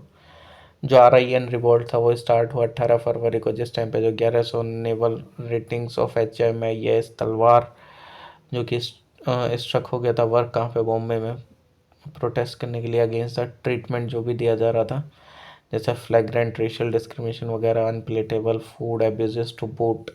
जो अरेस्ट था BC दत्त का, rating for scrolling quit India, किस पे, HMIS तलवार पे। RIN रिवॉल्ट में जो कराची जो था एक मेजर सेंटर था, सेकंड जो था वो बॉम्बे, और जो न्यूज़ जो थी रीच करी कराची को 19 फरवरी को, अपॉन विच जो HMIS हिंदुस्तान था अलोंग विद एक और शिप के साथ एंड 3 अदर शोर इस्टेब्लिशमेंट के साथ वो कहाँ हो गया, लाइटनिंग स्ट्राइक पे चला गया। जो सिंपैथेटिक टोकन स्ट्राइक थी वो कहाँ हुई, मिलिट्री इस्टेब्लिशमेंट में, मद्रास के अंदर, विशाखापट्टनम में, कलकत्ता, दिल्ली, कोचिन एक्सेट्रा। जो कम्युनल यूनिटी एविडेंट थी वो देखी गई RIN रिवॉल्ट में, वो लिमिटेड थी despite the Congress league and communist flags जो कि जॉइंटली होस्ट करे जा रहे थे शिप्स पे। मुस्लिम रेटिंग जो कि वेंट टू द लीग्स और वो एडवाइस ले रहे थे ऑन फ्यूचर एक्शन, वाइल जो रेस्ट बाकी जो थे वो कांग्रेस में चले गए, एंड जो सोशलिस्ट थे, ठीक, उन्हें एडवाइस करा सरेंडर का, was to address Muslim rating alone who duly heeded. जो कांग्रेस थी उसने मतलब did not give the call for RIN revolt. In fact जो कोई भी पॉलिटिकल ऑर्गेनाइजेशन थी कांग्रेस के, किसी ने भी नहीं इस चीज़ को बोला। पीपल जो रैली कर रहे थे in sympathy with the student and rating as well as to voice their anger, किसका, रिप्रेशन को लेके, ठीक। ओके, वल्लभ भाई पटेल ने बोला आज द रेटिंग्स कि सरेंडर कर दें, बिकॉज उन्होंने देखा है ब्रिटिश मोबिलाइजेशन रिप्रेशन के लिए बॉम्बे में। अगस्त ऑफर जो था नेक्स्ट ईयर 1940 में वो करा गया किसके द्वारा, प्रपोज लॉर्ड लेनिथ को, जो कि वॉइसरॉय थे इंडिया के। एक अटेम्प्ट था ये गार्नर करने का इंडियन सपोर्ट को during world war second. And इस फेज के समय पे जो प्रेसिडेंट थे इंडियन नेशनल कांग्रेस के, वो कौन थे, अब्दुल कलाम आज़ाद।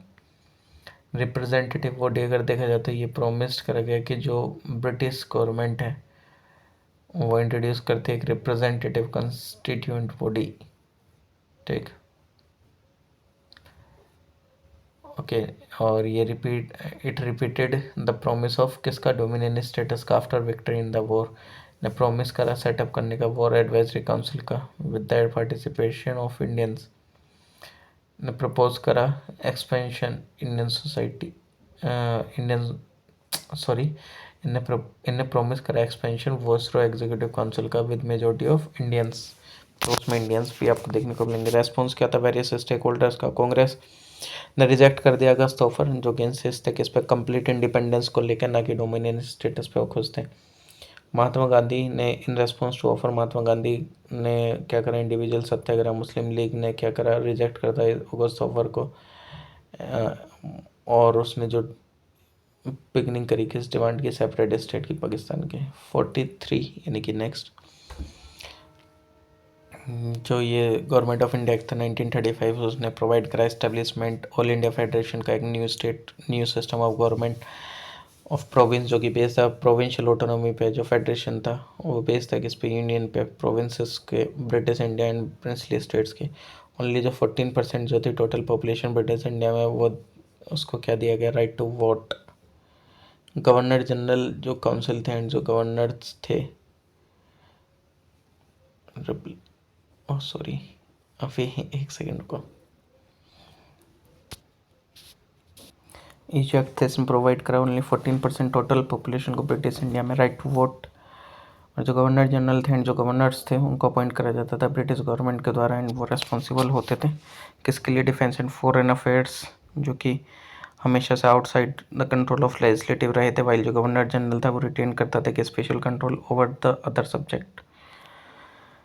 नेक्स्ट है कि ये जो union ministry of environment forest and climate change है, उसने रिलीज़ करी थी कि स्टेटस ऑफ लेपर्ड रिपोर्ट 2022 में। तो इसमें एक और ऑर्गेनाइजेशन के साथ नाम दे रखा था कि BNHS के साथ इसने मिलके ये करा है, ठीक, बट ऐसा तो नहीं है। ये बेस्ड लेपर्ड की पॉपुलेशन पे, जो कि एस्टिमेशन करा गया NTCA के द्वारा और WIA के द्वारा। जो एक्सरसाइज करी जाती है done in predator prey and their habitat 2022, जो कुछ की फाइंडिंग है रिपोर्ट की, कौन कौन सी। लेपर्ड पॉपुलेशन जो कि एस्टिमेटेड है कितना, 13,874 है, और with 1.08 growth in terms of sample area, जो कि कंपेयर्ड करेगा कंपेयर टू 2018 के साथ। Central India and eastern Ghat registered करा एक largest growth Shivalik and Gangetic plain में, जो कि रजिस्टर्ड करा गया एक डिक्लाइन। मध्य प्रदेश में हाईएस्ट पॉपुलेशन देखने को मिली लेपर्ड की, फिर उसके बाद महाराष्ट्र, कर्नाटका एंड तमिलनाडु, नागार्जुन सागर सरीस में हाईएस्ट पॉपुलेशन मिली लेपर्ड की। उसके बाद Panna and Satpura tiger reserve. Leopard जो कि कैटेगराइज करा जाता है as a vulnerable species, red list में IUCN की, ये एक अपेंडिक्स 1 में आता है, साइटिस के शेड्यूल 1 में, वाइल्ड लाइफ प्रोटेक्शन एक्ट 1972 में। और ये एक स्किल्ड क्लाइंबर एंड रेस्ट करता है on the branches of trees. ये जनरली रहता है सोलिटरी एंड नॉकटर्नल स्पीसीज है ये। क्विट इंडिया मूवमेंट, ये जो कि एक इमीडिएट कॉज था क्रिप्स मिशन के फेलियर होने का। इंडिया स्ट्रगल कर रही थी इंडिपेंडेंस के लिए and ongoing for several decades, काफ़ी सालों से, ठीक। और अगर देखा जाए तो कोर्स ऑफ एक्शन क्या था, जो भी ऑल इंडिया कांग्रेस कमेटी थी वो मिली ग्वालियर टैंक बॉम्बे में 8 अगस्त 1942 में उन्होंने पास करा famous quit India movement resolution, करो या मरो, और इसको हम अगस्त क्रांति मूवमेंट भी बोलते हैं। डिमांड क्या थे, डिमांड ब्रिटिश रूल का एंड, ब्रिटिश रूल के एंड के रिगार्डिंग, ठीक। और फरवरी 1943 जो एक स्ट्राइकिंग न्यू डेवलपमेंट था जिनने प्रोवाइड करा एक new burst political activity, Gandhi ji ने कमेंस करे एक फास्ट 10 फरवरी को जेल में। मोरले मिंट्रो रिफॉर्म 1909 में अगर देखा जाए तो ये आए थे, इसने मतलब क्या करा था, जो लेजिस्लेचर थे उसको अलाउ कर दिया गया था पास करने के लिए रेजोल्यूशन, क्वेश्चन आस्क कर सकते हैं, सप्लीमेंट्री एंड वोट कर सकते हैं सेपरेट आइटम पे बजट के। ओके, प्रोवाइड करा एक सेपरेट रिप्रेजेंटेशन प्रेसिडेंसी के regarding corporation, chambers of commerce, university and zamindars को। मोंटेगो कैम्पफोर्ड रिफॉर्म 1919 में प्रोवाइड करा एक लिमिटेड सफरेज वुमेन के प्रॉपर्टी के रिगार्डिंग होल्डर्स को, बट उसने नहीं दिया एक वुमेन को right to contest elections. Okay, और सेपरेट इलेक्टोरेट लाया गया मुस्लिम्स के लिए, ठीक। और legislative council and provincial legislative council membership को एक्सटेंड करा गया। प्रोविंशियल काउंसिल एंड एक नॉन ऑफिशियल मेजॉरिटी को इंट्रोड्यूस करा गया, इलेक्ट करा गया मेंबर्स को इनडायरेक्टली। इलेक्टेड मेंबर्स जो थे were to be indirectly elected, local bodies जो थे वो इलेक्ट होते थे इलेक्टोरल कॉलेज पे, एंड ये जो कॉलेज था वो इलेक्ट करता था प्रोविंशियल लेजिस्लेचर्स को, विच इन टर्न वो इलेक्ट करता था सेंट्रल लेजिस्लेचर्स को। लेजिस्लेचर जो कि दी गई पावर क्वेश्चन आस्क करने की, रेजोल्यूशन पास करने की, डिफरेंट आइटम्स पे मतलब वोट करने की। One Indian could now be appointed as a member of Viceroy Executive Council। Satyendra Nath Sinha को अपॉइंट करा गया एज द फर्स्ट इंडियन 1909 में। सोल टेक सिंबल है सिविल डिसोबीडियंस मूवमेंट का, वही है कि इन सबको एक साथ इकट्ठा करा गया, और फिर गांधी जी ने डांडी मार्च वगैरह भी ये सब भी करा था। तो इनको जो पिक करना था उनको सोल्ट मोनोपोली, वो एक अनदर इलिस्ट्रेशन था गांधी जी के टैक्टिकल विजडम का। For in every Indian house hold salt जो कि डिस्पेंसिबल है, ये पीपल जो थे वो फॉरबिडन थे सोल्ट बनाने से, even for domestic use compel करा गया उनको कि वो शॉप से ही खरीदें हाई प्राइसेस पे। स्टेट मोनोपोली जो थी ओवर सोल्ट वो डीपली अनपॉपुलर थी, why making it his target. Gandhi ji hope कि वो मोबिलाइज करेंगे एक wider discontent against British rule. Lala Lajpat Rai ji से रिलेटेड देखते हैं तो anti Simon commission movement start करा गया था। HSRA जो थी Hindustan Republic socialist republic association, जो कि डिसिसिवली मूव करी from individual heroic action. Lajpat Rai ji की जो डेथ हो गई थी वो लाठी वगैरह की वजह से हो गई थी, क्योंकि उनके सर में लग गई थी। फिर भगत सिंह आज़ाद राजगुरु ने किसको मारा, सोंडर को, जो कि एक पुलिस ऑफिशियल था जो कि रेस्पॉन्सिबल था लाठी चार्ज के लिए लाहौर में। HSRA की जो लीडरशिप थी वो डिसाइड करेगी कि to let the people know कि about its change objective and क्या नीड है एक रिवोल्यूशन की by the masses. Bhagat Singh और जो बटुकेश्वर दत्त थे उन्होंने थ्रो करा बॉम्ब सेंट्रल लेजिस्लेटिव असेंबली में 8 अप्रैल 1929 को प्रोटेस्ट करने के लिए against the passage of the public safety bill and trade dispute bill, जिसका एम था कर्टेल करना सिविल लिबर्टीज़ को सिटीजन्स की जनरल एंड वर्कर्स की इन पर्टिकुलर। 2024 में global education monitoring report release करेगी यूनेस्को के द्वारा, जिसका टाइटल था टेक्नोलॉजी ऑन हर टर्म्स, की रिपोर्ट लुक करेगी किस पे इम्पैक्ट पे टेक्नोलॉजी के on girls education opportunities and outcomes and the role of education shape करने में फ्यूचर टेक्नोलॉजिकल डेवलपमेंट। इन्होंने हाईलाइट करा है कि investigating in girls and women right to education, जो कि एसेंशियल था बिल्ड करने में peaceful just equitable and inclusive society को। यूनेस्को जो कि स्पेशलाइज एजेंसी है यूनाइटेड नेशन की, जो कि इस्टेब्लिश हुई 1945 में लंदन के अंदर में, इसका हेडक्वार्टर है पेरिस में, ठीक। ग्लोबल एजुकेशन मॉनिटरिंग रिपोर्ट जिसका एम है क्या, मॉनिटर करना progress towards the education target sustainable development goal framework के अंदर 15 टारगेट जो कि प्रोड्यूस करे जाते हैं सिंस 2002 से। ये जो रिपोर्ट है एक्वायर करा उसने extensive experience monitoring and policy analysis में एंड एक ग्लोबल रेपुटेशन में एक्सेलेंस कवरिंग करने के लिए थीम्स को, जो कि रेंजिंग फ्रॉम इनक्वालिटी हो गई या जेंडर हो गया, टीचिंग लर्निंग टू कॉन्फ्लिक्ट हो गया, लिटरेसी हो गया, early childhood care and education हो गया। नेक्स्ट है कि जो मतलब जो after few month tussle with government, जो कांग्रेस वर्किंग कमेटी थी उसने डिसाइड करा कि वो एक्सेप्ट करेगी office under after a few month tussle with the government, तो कांग्रेस वर्किंग कमेटी ने डिसाइड करा कि वो एक्सेप्ट करेगी office under the act of 1935। और ड्यूरिंग जुलाई उन्होंने फॉर्म करा एक मिनिस्टर 6 प्रोविंसेस में, Madras, Bombay, central province, Orissa, Bihar and UP में। बाद में जो कांग्रेस मिनिस्टर्स थे Bombay, central province, Orissa, Bihar and UP में।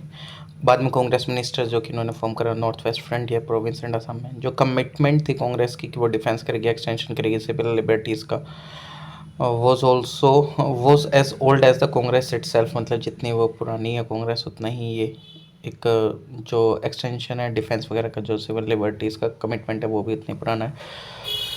And it is hardly surprising therefore that कि जो कांग्रेस मिनिस्ट्रीज हैं वो रजिस्टर्ड है मेजर अचीवमेंट के रिगार्डिंग इन दिस स्फेयर। जितनी भी इमरजेंसी पावर थी जो कि एक्वायर्ड करी गई प्रोविंशियल गवर्नमेंट के द्वारा ड्यूरिंग 1932, वो किसके थ्रू करी गई, वो through public safety act and the like were repealed. मतलब किस किस पे बैन करा गया लीगल पॉलिटिकल ऑर्गेनाइजेशंस पे, जैसे कि हिंदुस्तान सेवा दल, यूथ लीग पे, एंड ऑन पॉलिटिकल बुक्स पे एंड जर्नल्स पे। ठीक। One of the first act जो कि कांग्रेस गवर्नमेंट का था वो क्या, रिलीज़ करा थाउजेंड ऑफ पॉलिटिकल प्रिजनर्स को, एंटरटेनिस को, and to cancel internment and deportation order जो कि पॉलिटिकल वर्कर्स पे था।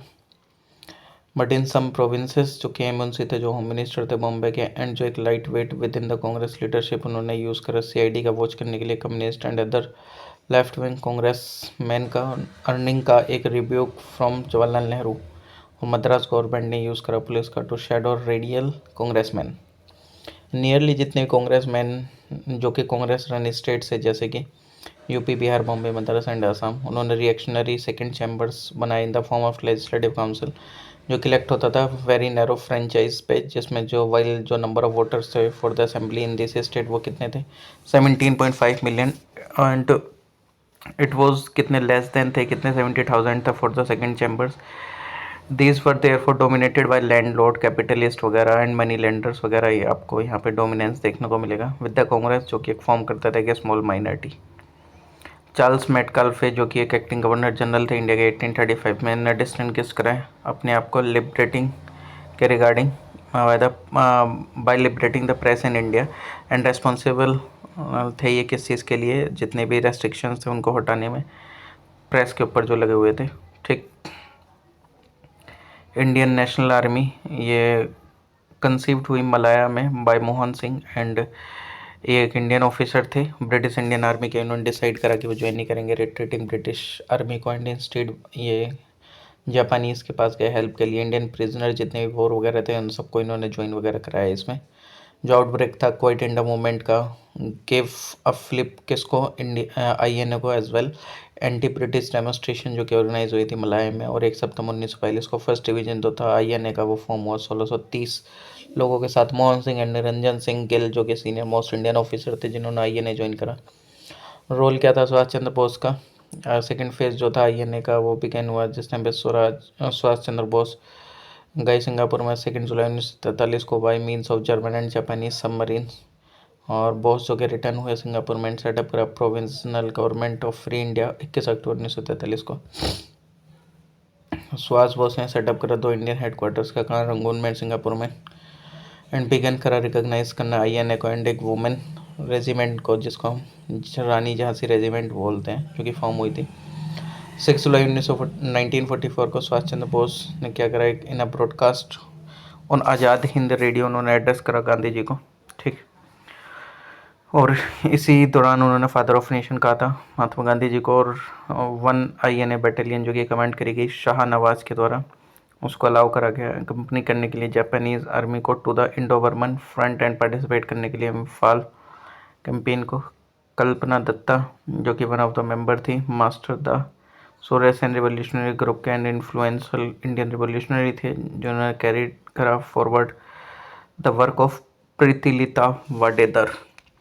एंड ये एक मेंबर थे छत्री संघ के। ठीक। और ये एक पार्टी थी आर्मरी लूट का, एंड जो फर्स्ट अटैम्प्ट था at torching Pahar tali club का, which led to the death of Pritilata. Okay. Next है जो सडन सस्पेंशन था नॉन कॉरपोरेशन मूवमेंट का, उसने शैटर्ड कर दिया था हाई होप्स को जो कि रेस करी गई थी लोगों के बीच में बहुत ज़्यादा अच्छी तरीके से। लेकिन वो ये कि अचानक से जैसे ही बंद कर दिया जाता है किसी भी एक मूवमेंट को, तो फिर जो एक जोश होता है वो ख़त्म हो जाता है। ठीक, फिर लोग जो है फिर उसका अलग ऑल्टरनेटिव वगैरह ये सारी चीज़ें देख लेते हैं। One was the upsurge of working class जो trade unionism after the war, ये देखते थे किसको revolutionary potential of the new class and desired, मतलब कुल मिला के रशियन रिवोल्यूशन वगैरह से भी ये थोड़े से इन्फ्लुएंस वगैरह हो गए थे जो कि उस टाइम पे ही चल रहा था। ठीक, नेक्स्ट लॉर्ड कर्जन जो कि एक ट्रू सक्सेसर थे लॉर्ड डलहौजी के, ये ग्रेट इंपीरियलिस्ट थे, ऑथोरिटेरियन थे टेम्परमेंट में, और इन्होंने एक शार्प रिएक्शन क्रिएट करा गया in the Indian mind Curzon के 7 ईयर रूल के बाद 1899 से 1905 के बीच में। ठीक, इन इंडिया जो कि एक फुल ऑफ मिशन में था, कमीशन में था, वो मिशन में था रिएक्शनरी पॉलिसी जो कि अडॉप्ट करी गई कलकत्ता कॉपरेशन एक्ट 1899 ने रिड्यूस करा नंबर ऑफ इलेक्टेड लेजिस्लेचर्स का डिप्राइव करने के लिए इंडियंस को सेल्फ गवर्नेंस से। इंस्टीट्यूट हुआ ये 1902 में एक university commission to go into the entire question of university education in the country. Agriculture research institute बनाया गया पूसा बिहार में, बंगाल प्रेसिडेंसी जो कि एस्टेब्लिश हुई थी। ठीक, नेक्स्ट है कि अगर देखे जाएंगे तो ऑन 29 जनवरी 1780 इंडिया का एंड एशिया का first printed newspaper Hicky's Bengal gazette start हुई इसकी पब्लिकेशन, और ये इंग्लिश लैंग्वेज था। It was an English language weekly जो कि स्टार्ट करा गया था जेम्स अगस्टस हेकी के द्वारा। ओके, बंगदत्ता जो कि एक वीकली न्यूज़पेपर था जो कि फाउंड हुआ कहाँ, कलकत्ता में 1822 में। नेक्स्ट संवाद कौमुदी जो कि एक बंगाली वीकली न्यूज़पेपर था जो कि पब्लिश हुआ कोलकाता में during the first half of the 19th century. ठीक, इम्पोर्टेंट पेपर एंड जर्नल अगर देखा जाए तो बंगाल गैजेट 1780 कलकत्ता में स्टार्ट करा गया, जेम्स अगस्ता सेकी जिसको इरिशमैन भी बोलते हैं, India gazette 1787 Kolkata, Henry Louis Vivian Derozio जो कि एसोसिएटेड थे इससे, इंडियन हेराल्ड 1795 मद्रास में स्टार्ट करा गया, आर विलियम्स इंग्लिश मैन थे एंड पब्लिश करा गया हम्फ्रीज के द्वारा, संवाद कौमुदी वीकली जो कि बंगाली में था, मरातुल अखबार 1821 से 22 के बीच में कलकत्ता में था ये, राजा राममोहन रॉय के द्वारा, बंगादत्त ये 1822 में कलकत्ता में, राममोहन रॉय द्वारकानाथ टैगोर एंड अदर लोगों के द्वारा, रस्त गुफ्तार एक गुजराती फोर्टनाइटली था 1851 में स्टार्ट करा गया दादा भाई नारोजी के द्वारा, हिंदू पेट्रियट जो कि 1853 में कलकत्ता के द्वारा, गिरीश चंद्र घोष बाद में ये हरीश चंद्र मुखर्जी जो कि बने एक owner cum editor, Indian mirror Indian national paper का 1860 में कलकत्ता में देवेंद्रनाथ टैगोर के द्वारा, बंगाली 1862 में कलकत्ता में गिरीश चंद्र घोष के द्वारा जो कि बाद में ले लिया गया एस एन बनर्जी के द्वारा 1879 में। ठीक, सब्सिडरी अलायंस वो था एक जिसमें कि अगर किसी का कोई एक नेचुरल है नहीं है तो फिर वो उसको कब्जा कर लेते थे, पूरे स्टेट उन्हीं के अंडर में आ जाता था। तो 1 सितंबर 1798 में निज़ाम ऑफ हैदराबाद जो कि निज़ाम अली खान थे वो आए सब्सिडरी अलायंस में ईस्ट इंडिया कंपनी के साथ। ठीक, और ये पूरा उसका क्या करते थे, देख रेख करते थे पूरे अच्छे तरीके से, सारी चीज़ें वही करेंगे, सारा डिप्लॉयमेंट हो जाएगा इनके फोर्सेस वगैरह का, है कि नहीं? नहीं नहीं नहीं नहीं नहीं नहीं, वो डॉक्ट्रिन ऑफ लैप्स बता दिया मैंने आपको, सॉरी। सब्सिडरी लाइंस में क्या था कि ये इनका पूरा क्या करेंगे, मतलब उनके ये जो टेरिटरी है उसको सेफ गार्ड करेंगे, बट उनका जो पैसा वगैरह है एनुअल पेमेंट वो करेंगे जिसका वो टेरिटरी है। ठीक, तो सब्सिडरी लाइंस में एक तरीके से वो सारी जो आर्मीज़ वगैरह थी वो ब्रिटिशर्स की रहेंगी। ओके, वो गलती से थोड़ा सा मेरे दिमाग में लैप्स वाला चल गया और मैं सब्सिडरी अलायंस मतलब मैंने पढ़ लिया लेकिन लैप्स वाला वो घूम गया था, चलो कोई दिक्कत नहीं। नेक्स्ट है कि ड्यूरिंग द 1940s जो काफ़ी सारे जो एफर्ट्स लगाए गए सॉल्व करने के लिए ऑन गोइंग कॉन्स्टिट्यूशनल क्राइसिस को, श्री राजगोपालचारी जो कि एक वेटरन कांग्रेस लीडर थे उन्होंने प्रिपेयर करा एक formula Congress league of cooperation के लिए, एक टैक्टिक थी एक्सेप्टेंस के regarding of the league demand for Pakistan. Gandhi ji ने सपोर्ट करा फॉर्मूला, जो मेन पॉइंट था सीआर प्लान में वो क्या था, मुस्लिम लीग का एंडोर्स करना, कांग्रेस डिमांड करना इंडिपेंडेंस की, मुस्लिम लीग ने एंडोर्स करा था कांग्रेस की डिमांड को इंडिपेंडेंस की। After the end of the war तो जो एंटायर पॉपुलेशन थी मुस्लिम मेजॉरिटी एरियाज़ की नॉर्थ वेस्ट में, नॉर्थ ईस्ट इंडिया में, उन्होंने डिसाइड करा वो प्लेबिसाइड के through whether or not to form a separate sovereign state. ठीक, आगे देखते हैं। इन टर्म्स ऑफ डेफिनेशन, जो ज़मींदार था वो एक was not a land owner in the village but एक रेवेन्यू कलेक्टर होता था स्टेट का। ठीक, इसके अंडर में काफ़ी विलेजेस आते थे। ज़मींदार जो कि रेस्पॉन्सिबल होते थे for paying revenue to the company and distribute करने के रिगार्डिंग रेवेन्यू डिमांड को ओवर विलेजेस। जितने विलेजेस थे, रेवेट थे बिग और स्मॉल, वो पेड करते थे रेंट को टू द ज़मींदार। At the time of rent collection, जो एक ऑफिसर था ज़मींदार का, उसको बोला गया अमला। And came around to the village for rent collection. Jotedar जो कि कौन होते थे, क्लास थी रिच पीजेंट्स की, ये कंट्रोल करते थे लोकल ट्रेड को as well as money lending को। और इन सम प्लेसेस इनको हम हवलदार्स भी बोलते थे, एल्सवेयर अलग जगह पे उनको गंतीदार्स या मंडल्स भी बोला जाता था। लार्ज पार्ट था लैंड का अंडर जोटेदार्स, वो कल्टिवेटेड था थ्रो शेयर क्रॉपर, जिनको हम अधियार्स और बरगरदार्स बोलते थे। ठीक, who brought their plough laboured, किसमें फील्ड मैन हैंड ओवर करते थे half the produce of the jotedars after the harvest. By 1929 जो गवर्नमेंट था वो डीपली वरीड थी अबाउट द रैपिडली जो ग्रोइंग हो रहे थे कम्युनिस्ट इन्फ्लुएंस, किसमें national and trade union movements में। तो इन्होंने डिसाइड करा to strike hard in a sudden swoop. In March 1929 ने अरेस्ट करा एक radical political and trade union activist को, जो कि इंक्लूड करता है Muzaffar Ahmed S A Dange, Joglekar, Philip Spratt, Ben Bradley, Shaukat Usmani and others को। जो बेसिक एम था गवर्नमेंट का वो था to behead the trade union government and isolate करना कम्युनिस्ट को नेशनल मूवमेंट से। एंड जो 32 एक्यूज थे उनको ट्रायल के लिए रखा गया मेरठ में। जो मेरठ कॉन्स्पिरेसी केस था वो सोन वो एक कारण बना। ठीक, वॉज बिकम अ कोस सेलिब्रे। जो डिफेंस ऑफ प्रिजनर्स का वो लिया गया, was to be taken up by many nationalist including Jawaharlal Nehru, M A Ansari and M C Chawla. Gandhi ji ने विजिट करा मेरठ प्रिजनर्स को जेल में, शो करने के लिए अपनी solidarity with them and to seek their cooperation in the coming struggle. Next है जो फर्स्ट आर्य समाज यूनिट था वो फॉर्मली सेटअप करा गया इनके द्वारा बॉम्बे में 1875 में। बाद में जो हेडक्वार्टर था समाज का वो इस्टेब्लिश हुआ लाहौर में। ठीक, और ये फाउंडर कौन था आर्य समाज के, वो थे दयानंद सरस्वती, जिसको हम मूल शंकर जी के नाम से भी जानते हैं।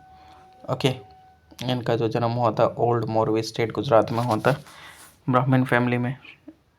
स्वामी दयानंद सरस्वती जो कि उन्होंने बोला था मतलब वेदास पे जाओ, गो बैक टू वेदास, जो पुरानी मतलब जो चीज़ें हैं उनको रिवाइव करने के लिए। जैसे दयानंद जी की डेथ हो जाती है 1883 में, तो जो वर्क था समाज को कैरिड आउट करा जाता है बाकी इलस्ट्रियस मेंबर्स के द्वारा। एजुकेशन जो थे कि all was an all important field था समाज के लिए। दयानंद एंग्लो वैदिक डीएवी कॉलेज इस्टेब्लिश करा गया 1886 में लाहौर में। बट एक डिफरेंस था ओपिनियन में between two groups in the समाज, जो कि अरोज हुए थे करिकुलम को लेके डीएवी कॉलेज के। एक ग्रुप जो था वो एज द कॉलेज पार्टी, जो कि सम सोर्ट से कल्चरल पार्टी, अमंग हुज जो लीडर थे लाला हंसराज, लाला लालचंद, लाला लाजपत राय, एंड जो अदर था वो था महात्मा, जो कि बाद में गुरुकुल पार्टी, जो कि लीड करा गया गुरु दत्ता विद्यार्थी एंड लाला मुंशीराम, जो कि बाद में बने स्वामी श्रद्धानंद। ठीक, दयानंद ने एक लॉन्च करा था फ्रंटल अटैक हिंदू ऑर्थोडॉक्सी को लेके, कास्ट रिजिडनेस पे, अनटचेबिलिटी, आइडियलेटरी पॉलीथीज्म, बिलीफ को लेके, मैजिक में, charms and animal sacrifices, taboo on sea voyages, feeding को लेके, डेथ को थ्रो, श्राद्ध वगैरह। दयानंद जी ने सब्सक्राइब करा टू द वैदिक नोशन ऑफ चतुर्वर्ण सिस्टम, जिसके अंदर में जो पर्सन है आइडेंटिफाई करा जाता था एज अ ब्राह्मण, क्षत्रिय, वैश्य और Shudra, not by birth but उनके ऑक्यूपेशन के अकॉर्डिंग और उनके मेरिट के अकॉर्डिंग। यूएनडीपी ने रिलीज करी gender inequality index as part of their human development report. जो जेंडर ऑफ इनइक्वालिटी इंडेक्स है वो एक कंपोजिट मेट्रिक है जेंडर इनइक्वालिटी का, जो कि यूज़ करता है 3 dimension, reproductive health, empowerment and the labour market. एक लो जीआईआई वैल्यू इंडिकेट करती है low inequality between women and man. The recent जो जेंडर इक्वलिटी इंडेक्स है 2022 का, वो इंडिया अगर देखा जाए तो वो स्टूड करता है रैंक 108 193 कंट्रीज़ में से, स्कोर है 0.437। इंडिया ने शो करा एक सिग्निफिकेंट जंप 14 रैंक तक 2022 में। अगर कंपेयर करा जाए प्रीवियस 2021 के स्कोर को लेकर, उसमें 122 था, तो 14 रैंक जंप कर दिया है। वर्ल्ड इकोनॉमिक फोरम ने पब्लिश कराई है global gender gap report. India was rank 127 out of 146 country gender parity में। इम्प्रूवमेंट है 8 प्लेसेस का 2022 से। एक European institute of gender equality ने पब्लिश करा जेंडर इक्वालिटी इंडेक्स, जो कि हर साल करता है। रिसेंटली 11 अफ्रीकन कंट्रीज ने साइन करा Yaounde declaration at the Yaounde conference, जो कि कोस्ट करेगी डब्ल्यूएचओ एंड कोमोरून के द्वारा। ये जो डिक्लेरेशन है रिफ्लेक्ट करता है रिनोट कमिटमेंट जो कि एंड करने के रिगार्डिंग मलेरिया डेथ्स के अफ्रीका में, जो कि कैरी करता है 95% ग्लोबल बर्डन डिसीजेस का। मलेरिया जो कि एक होती है female Anopheles and mosquito borne disease, जो कि कोज करी जाती है प्लाज्मोडियम पैरासाइट से। कंपाला डिक्लेरेशन जो कि इशू हुआ during the 19th summit of the non alignment movement, जो first ever AI safety summit थी वो हेल्ड हुई यूके में, जहाँ पे जो ब्लेची डिक्लेरेशन साइन करा गया मेजर कंट्रीज के द्वारा, including USA, India, China, UK, Australia, Brazil, European Union. Recently ministry of cooperation जो कि कॉन्स्टिट्यूट करा उसने national urban cooperative finance and development corporation limited, एक अम्ब्रेला ऑर्गेनाइजेशन थी for the union cooperative bank. RBI working group जो कि under the chairmanship of Shri N S. Viswanathan आपको देखने को मिलेगा फॉर द टाइम, जिसमें एम्फोसाइज करा नीड को लेके अम्ब्रेला ऑर्गेनाइजेशन की for India's urban cooperative bank sector. NUCFDC जो कि रजिस्टर्ड है आरबीआई के साथ as a type 2 non banking financial company non deposit. NUFDS जो कि अलाउ करा ऑपरेट करने के लिए as a self regulatory organisation for the sector. ये प्ले करते एक इंपॉर्टेंट रोल फैसिलिटेट करने में communication between urban cooperative banks and regulators, and also prepare kara small bank for compliance with the regulation banking regulation act 1949। ठीक। since the early 1920s efforts लगाए गए various capitalist के द्वारा like GD Birla and Purushottam Das Thakur Das establish करने के लिए national level organisation Indian commercial industrial and financial interest का, जो कि एबल करा गया to effectively lobby with the colonial government. ये जो एफर्ट था कल्मिनेट करेगा in the formation of federation of Indian chambers of commerce and industry FICCI in 1927 with a large and rapidly increasing representation थी from all over parts of India से। FICCI जो कि recognise करेगी by the British government as well as the Indian public के द्वारा in general. मतलब कुल मिला के बोला गया था कि FICCI का 1927 में जन्म हुआ था। एक तरीके से जो क्वेश्चन था उसमें वही था। और क्या जो ब्रिटिश गवर्नमेंट ने इसको रिकॉग्नाइज करा था? हाँ भाई सब इसको रिकॉग्नाइज करा था। तीसरा स्टेटमेंट ये था इसको रिगार्डिंग कि जो कैपिटलिस्ट थे मतलब कैपिटलिस्ट छोड़ो, इसमें इन्होंने क्या ये एक्टिवली पार्टिसिपेट करने स्टार्ट करा था पॉलिटिक्स में? हाँ इन्होंने एक्टिवली पार्टिसिपेट भी करा था पॉलिटिक्स में बाद में जिस टाइम पे इनको लगा। ठीक। नेक्स्ट है कि जो ईस्टर्न इंडिया जो था मतलब जो सिविल डिसोबीडियंस मूवमेंट था वो स्प्रेड हुआ मोस्ट ऑफ द रीजन्स में, हमारे लोकल इशूज़ वगैरह को लेके आया ये। ठीक। तो इतना बड़ा नहीं पढ़ना है यार। जो सिविल डिसोबीडियंस मूवमेंट था सिर्फ उसके बारे में ध्यान रखो। इसमें मैं बताता हूँ इसमें स्टेटमेंट क्या था एग्जैक्टली ध्यान नहीं आ रहा है अभी। Eastern India I think eastern India जो कि एक बना था एक scene of new kind of non tax campaign का, जिसने रिफ्यूजल करा था पे करने का रिगार्डिंग चौकीदार टैक्स को। चौकीदार जो कि पेड आउट करे जाते थे, paid out of the tax levied, जो कि स्पेशली किस पे होता था? विलेजेस पे, जहाँ पे जो गार्ड्स थे जो सप्लीमेंट करते थे small police force rural areas में उस रीजन के। देवर पार्शियली हेटेड बिकॉज ये जो एक्ट थे वो एक्ट करते थे as a spies for the government and often also as retainers for the local land Lord's.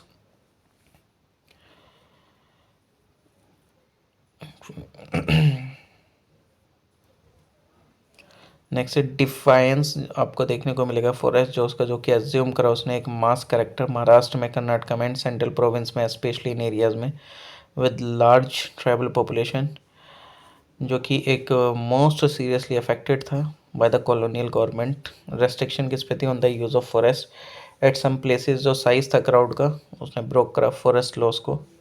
ठीक। यूपी जो था वो किस चीज़ से रिलेटेड था? यूपी जो था वो the setting of another kind of movement, a non revenue non rent campaign. और जो नो रेवेन्यू पार्ट था उसको बोला गया was a call to the zamindar refuse करने के regarding to pay revenue to the government. And जो नो रेंट था एक कॉल था टू द टेनेंट्स कि वो कोई भी पे ना करे रेंट जमींदार्स को। 5 जुलाई 1947 में ब्रिटिश पार्लियामेंट ने पास करा एक एक्ट जो कि बेस्ड माउंटबेटन प्लान पे, जो कि इंडियन इंडिपेंडेंस एक्ट के बारे में बात कर रहा है ये। ठीक। और उसको रॉयल असेंट मिला 18 जुलाई 1947 को और ये इम्प्लीमेंट हो गया था 15 अगस्त 1947 को। ठीक। और जो मोहम्मद अली जिन मतलब इसमें सेकंड स्टेटमेंट ये था कि जो मतलब दोनों कंट्री के लिए एक ही गवर्नर था, नहीं ऐसा नहीं था। मोहम्मद अली जिन्ना थे गवर्नर जनरल पाकिस्तान के, भारत के गवर्नर जनरल थे लॉर्ड माउंटबेटन। ठीक, नेक्स्ट था ये जो मतलब ये जो दो थे जैसे कि party Congress socialist party at Bombay in 1934 under the leadership of Jayaprakash Narayan Acharya Narendra Dev and Minoo Masani. तो ये एक साथ आ गए थे लोग, ठीक है, मतलब सीपीआई वगैरह के भी थे आई थिंक, और कांग्रेस सोशलिस्ट पार्टी के भी। और फिर फ्रॉम द बिगिनिंग जितने भी ऑल कांग्रेस सोशलिस्ट थे वो एग्री हुए 4 बेसिक प्रोपोजिशंस पे। प्राइमरली स्ट्रगल था इंडिया में, नेशनल स्ट्रगल फ्रीडम वगैरह के लिए।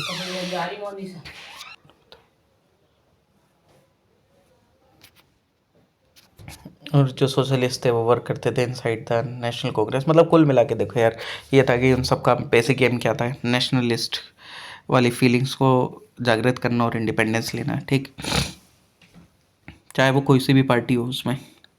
ओके, ये बहुत बहुत बड़े बड़े एक्सप्लेनेशन दे रखे हैं, इतना ज़्यादा पढ़ने की ज़रूरत है नहीं। वैसे जो जो इम्पोर्टेंट है यार वो मैं बता दे रहा हूँ आपको, ठीक है।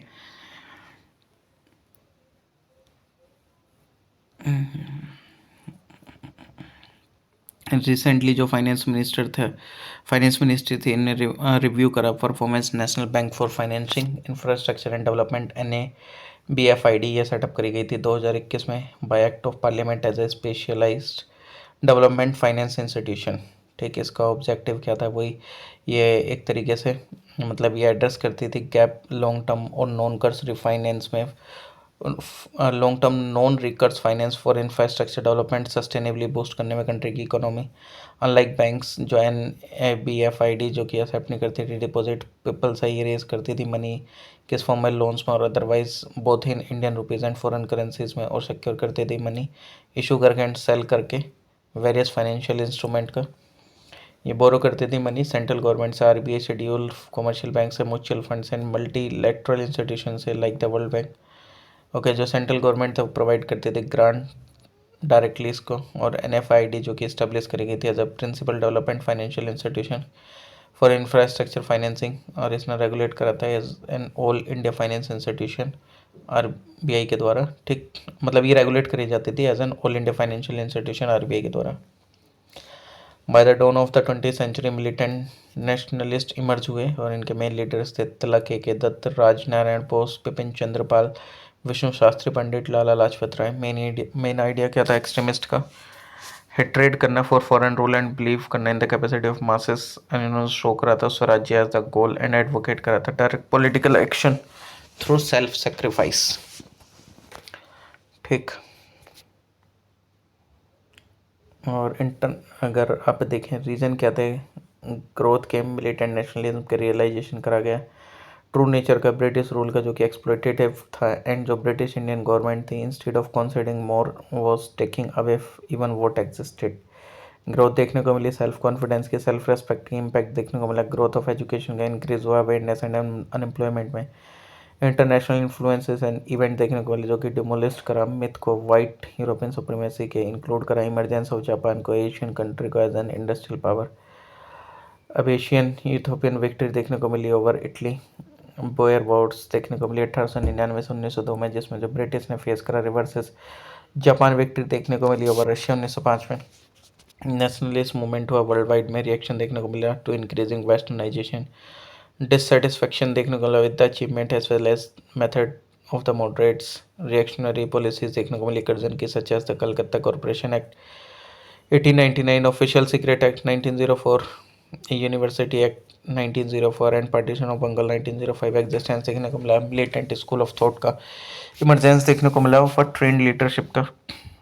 ठीक, करेक्ट क्रोनोलॉजिकल ऑर्डर क्या है, मतलब इनमें ये सोसाइटी नाम दे रखे थे। तो पहले ब्रिटिश इंडियन एसोसिएशन बनी, फिर ईस्ट इंडिया एसोसिएशन, फिर इंडियन लीग, फिर बाद में बॉम्बे प्रेसिडेंसी एसोसिएशन बनी थी। 1851 में लैंड ऑर्डर सोसाइटी एंड जो बंगाल ब्रिटिश इंडिया सोसाइटी मर्ज हुई, ब्रिटिश इंडियन एसोसिएशन बनी, ईस्ट इंडिया एसोसिएशन ऑर्गेनाइज करी गई दादा भाई नेहरू जी के द्वारा 1866 में लंदन में डिस्कस करने के लिए Indian question and influence public man का इंग्लैंड में प्रमोट करने के लिए इंडियन वेलफेयर का इंडियन लीग स्टार्ट हुई 1875 में शेषर कुमार घोष के द्वारा। ऑब्जेक्टिव क्या था? स्टिमुलेट करना सेंस ऑफ नेशनलिज्म लोगों के बीच में, एंड ऑफ एनकरेज करना political education. Bombay presidency association जो कि स्टार्ट करी गई बदरुद्दीन तैयब जी के द्वारा, फिरोज शाह मेहता एंड के तिलंग के द्वारा 1885 में। ठीक। नेक्स्ट है कम्युनिकेशन नेटवर्क जो थे ब्रिटिश इंडिया में, वो अंडरवेंट अ सिग्निफिकेंट ट्रांसफॉर्मेशन हुआ उसका, जो कि ड्रिवन करे जाते थे नीड्स को लेके, कॉलोनियम एडमिनिस्ट्रेशन के, ट्रेड एंड मिलिट्री कंट्रोल के। Efficient to postal system, prior to British rule India ने पोजेस करा local messaging system, but lack करते थे वो ऑर्गेनाइजेशन में एंड एफिशिएंसी में। ब्रिटिश इंटरवेंशन देखने को मिला जो ब्रिटिश ने इस्टेब्लिश करा कि standardise and organised postal network across the country. ये जो सिस्टम था इसने इंश्योर करा reliable and timely delivery letters and parcel की, जिनने कनेक्ट करा डिस्टेंट पार्ट ऑफ इंडियाज को। ब्रिटिश ने इंट्रोड्यूस करा modern and efficient postal system, India में रिप्लेस करा existing inefficient and unreliable system. ये जो न्यू सिस्टम था इसने फैसिलिटेट करा रेगुलर मेल डिलीवरी को across the vast country, connect करा डिस्टेंट रीजन को, इम्प्रूव करा टेलीकम्युनिकेशन को। इन द ईयर 1853 जो टेलीग्राफ लाइन थी वो स्टार्ट हुई कलकत्ता एंड आगरा के बीच में। लॉर्ड डलहौजी ने इंट्रोड्यूस करा अलग अलग सिग्निफिकेंट रिफॉर्म्स एंड इनोवेशन के, one of which was the establishment करा गया पोस्टेज स्टाम्प सिस्टम का। रिकॉग्नाइज करा गया नीड को for a modern postage system का। डलहौजी ने प्रपोज करा इंट्रोडक्शन पोस्टेज स्टाम्प का 1852 में। इसमें जो बिगनिंग हुआ था इंडिगो रिवोल्ट की, वो बनाई गई किसके द्वारा? Rights of Govindpur village in Nadia district under the leadership of Digambar विश्वास एंड विष्णु विश्वास। वसुदेव बलवंत फडके जो कि एक एजुकेटेड क्लर्क थे, जिनने रेस करा एक रामोसी पीजेंट फोर्स का of about 50 in Maharashtra during 1879 and organise करा सोशल बैंडिट्री का on significant scale. Kuka revolt हुआ पंजाब में जो कि लेड करा गया बाबा राम सिंह के द्वारा, and head element of messianic movement crush करा गया जिस टाइम पे 49 ऑफ द रेबल्स जो कि ब्लो अप करेंगे बाय कैनन इन 1872। जो कि बंकिम चंद्र चटर्जी की जो नोबेल आनंदी मठ वो किस पे बेस्ड है? सन्यासी रेबेलियन पे। ठीक। वाशनर एग्रीमेंट जो कि वॉलंटरी एक्सपोर्ट कंट्रोल रेजिम है जो प्रमोट करते ट्रांसपेरेंसी एंड रेस्पॉन्सिबिलिटी ट्रांसफर कर लेके dual use goods and technologies का एंड कन्वेंशनल आर्म्स का। ये एग्रीमेंट इस्टेब्लिश हुआ था 1996 में इन वाशिनर नीदरलैंड में। Participate 42 participating state including India, जो कि विच मतलब इंडिया ने ज्वाइन करा 2007 में 17 में।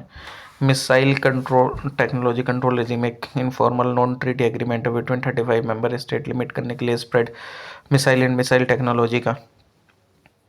इस्टेब्लिश हुई थी 1987 में G7 इंडस्ट्रियलाइज कंट्री के द्वारा। NSC नेशनल सप्लायर ग्रुप एक वॉलंटरी एसोसिएशन ऑफ 48 कंट्रीज का, डेट एक्सपोर्ट जो कि एक्सपोर्ट एंड ट्रांसपोर्ट करता है सिविलियन न्यूक्लियर टेक्नोलॉजीज को। NSC फॉर्म हुई थी 1975 में आफ्टर इंडियाज न्यूक्लियर टेस्ट इन 1974। जो गोल है NSC का वो क्या है? प्रिवेंट करना है स्प्रेड को न्यूक्लियर वेपन के, इम्प्लीमेंट करके guidelines for nuclear and nuclear related export को। ऑस्ट्रेलियन ग्रुप जो कि एक इनफॉर्मल ग्रुप है 43 कंट्रीज़ का। एंड जो यूरोपियन यूनियंस जो कि एस्टेब्लिश हुई थी 1985 में प्रिवेंट करने के लिए spread of chemical and biological weapons.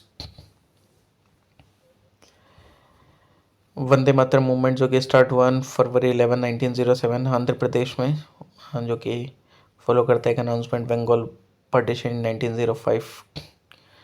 स्वदेशी movement was also known as Vande Mataram movement in deltaic Andhra प्रदेश।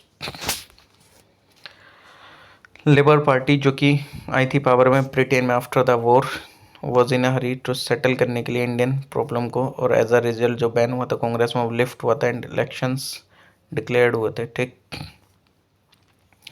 जो कांग्रेस थी उसने वो जीत गई थी over 90% of the general seats को, including 23 of the 36 labour seats provincial elections में, वाइल जो मुस्लिम लीग थी वो एक बन गई थी एक similar sweep in the Muslim constituencies. और ये एविडेंट था फ्रॉम द टू इशूज जो कि विच वर टेकन अप एंड बनाए गए मेन प्लैंक इलेक्शन कैंपेन के। जो रिप्रेशन था 1942 में एंड जो इंडियन नेशनल आर्मी ट्रायल्स हुए थे। 1798 में लॉर्ड वेलेस्ले बने कौन? Governor general.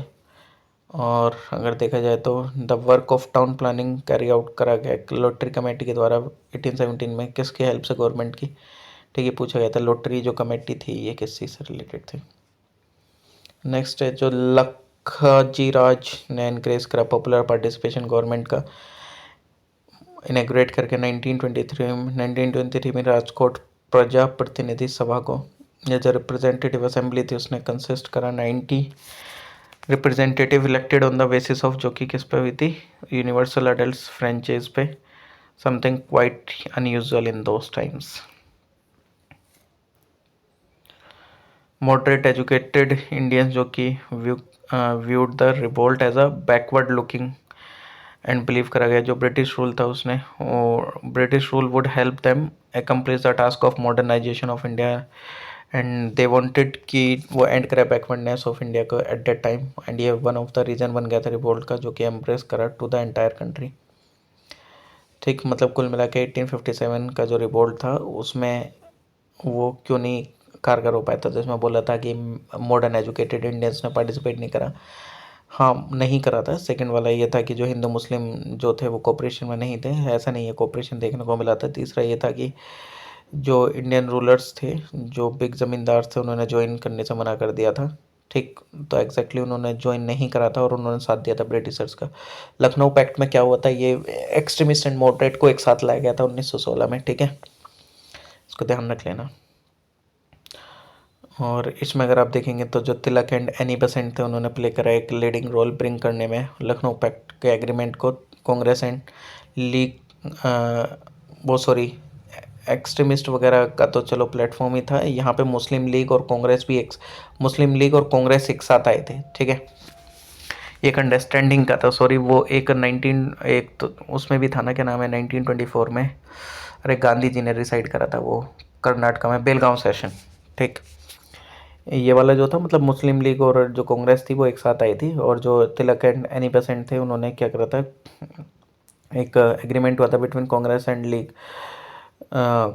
लीग के बीच में, much against the wishes of many influencer leader, मतलब कुछ लोगों की तो विश के खिलाफ ही था ये, जैसे इंक्लूडिंग मदन मोहन मालवीय वगैरह।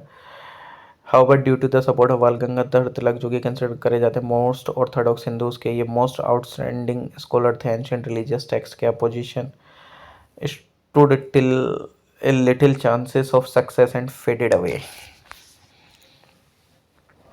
जो ग्रुप ऑफ वेस्टर्नर था जो कि लेड करा गया था मैडम HP ब्लावस्तकी के द्वारा एंड कॉलोनल MS ओलकोट के द्वारा, जो कि इंस्पायर्ड थे इंडियन थॉट से, कल्चर से, जिन्होंने फाउंड करा थियोसॉफिकल सोसाइटी का न्यूयॉर्क सिटी में, यूनाइटेड स्टेट्स में 1875 में। इन 1882 इन्होंने शिफ्ट करा हेडक्वार्टर स्क्वाड यार, जो कि आउटस्कर्ट पे देखने को मिलेगा मद्रास के, in India.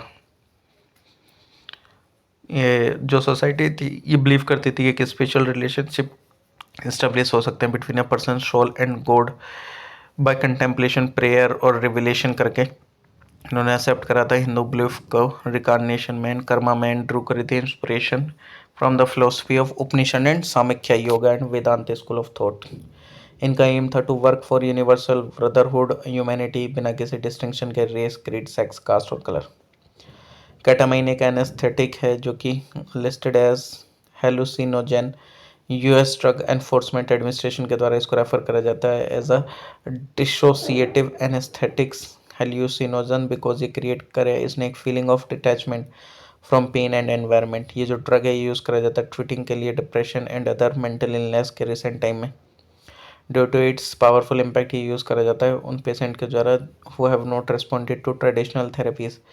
Ketamine is also use as a recreational drug, जिसको जाना जाता है एज अ के और स्पेशल के अमंग क्लब गोयर्स। केटामाइन जो कि कंसिडर करा जाता है as a safe drug until it is taken only for a medical purposes and in the right dose, मतलब एक राइट डोज में ना लिया जाए जब तक उसको। It is also observe that कि ये जो ड्रग है वो एक एडिक्टिव है and when taken chronologically in high dose ये कॉज कर सकता है severe bladder damage. Narcotic drugs अगर देखेंगे तो narcotic drug and psychotropic substances act 1985 ने प्रोहिबिट करा production, cultivation, possession, sale, purchase, transport, storage and consumption of any narcotic drugs और psychotropic substances की। केटामाइन को प्लेस करा गया under the list of psychotropic substances under this act, avoid करने के लिए मिसयूज एंड प्रिवेंटिव मेजर्स का। ठीक, पिट्स इंडिया एक्ट 1784 ने क्या करा, ये दिया ब्रिटिश गवर्नमेंट को supreme control over the company's affair and its administration in India, and company having shaped its monopoly of the Indian and Chinese trade was satisfied. And dual control देखने को मिला joint government का India में by the crown in Great Britain and British East India Company का with the crown having ultimate authority. Okay, Wood's despatch जो कि एक policy document issue करा गया 1854 में बाय चार्ल्स वुड के द्वारा, जो कि इंचार्ज थे किसके, ईस्ट इंडिया कंपनी के, टू लॉर्ड डलहौजी, जो कि गवर्नर जनरल थे इंडिया के। तो मैं तीनों बता देता हूँ। देखिए, एक था ओरिएंटलिस्ट एंग्लिसिस्ट कंट्रोवर्सी। एंग्लिसिस्ट जो कि क्या करते हैं, गवर्नमेंट ने स्पेंड करा एजुकेशन जो कि शुड बी एक्सक्लूसिवली किसके लिए, मॉडर्न स्टडीज़ के लिए। ओरिएंटलिस्ट जो वेस्टर्न साइंसेस एंड लिटरेचर है वो should be taught to prepare student कि वो जॉब ले सके। एम्फेसिस जो था क्या था, किस पे रखा गया था, एक्सपेंशन पे ट्रेडिशनल इंडियन लर्निंग के। एंग्लिसिस्ट जो कि डिवाइडेड थे over the question of medium of instruction, English versus Indian languages vernacular. Macaulay minute 1835 जो कि सेटल्ड था row in favour of Anglicist, limited resources were to be devoted to teaching of western sciences and literature through the medium of English language alone. Settled open correct few English school and colleges, instead large number of elementary schools के neglect करा mass education को, downward filtration theory का। ये मतलब एक तरीके से downward filtration theory थी, एक ऊपर वाले को पढ़ाओगे नीचे वाले अपने आप पढ़ लेंगे, एक तरीके से नहीं होता वैसे। तो ये वैसी वाली के वैसे समझ सकते हो, वैसे ही था। वुड डिस्पैच 1854 में इन्होंने आस्क गवर्नमेंट ऑफ इंडिया कि एज्यूम करेंगे रिस्पॉन्सिबिलिटी एजुकेशन के regarding of the masses and repudiate करेंगे डाउनवर्ड फिल्ट्रेशन थ्योरी को, सिस्टमाइज करेंगे हायरार्की को फ्रॉम वर्नाकुलर प्राइमरी स्कूल्स में विलेजेस में एट बॉटम, और फॉलो करा जाएगा फिर by Anglo vernacular high schools में एंड एन एफिलिएटेड कॉलेज में at the district level and affiliating universities in the presidency town of Calcutta, Bombay and Madras. Recommend करेंगे English को as a medium of instruction for higher studies in vernacular at school level. और इन्होंने stress दिया female पेंड vocational education for teachers training and promote करा secular education को, and consider करा गया मैग्ना कार्टा को of English education in India.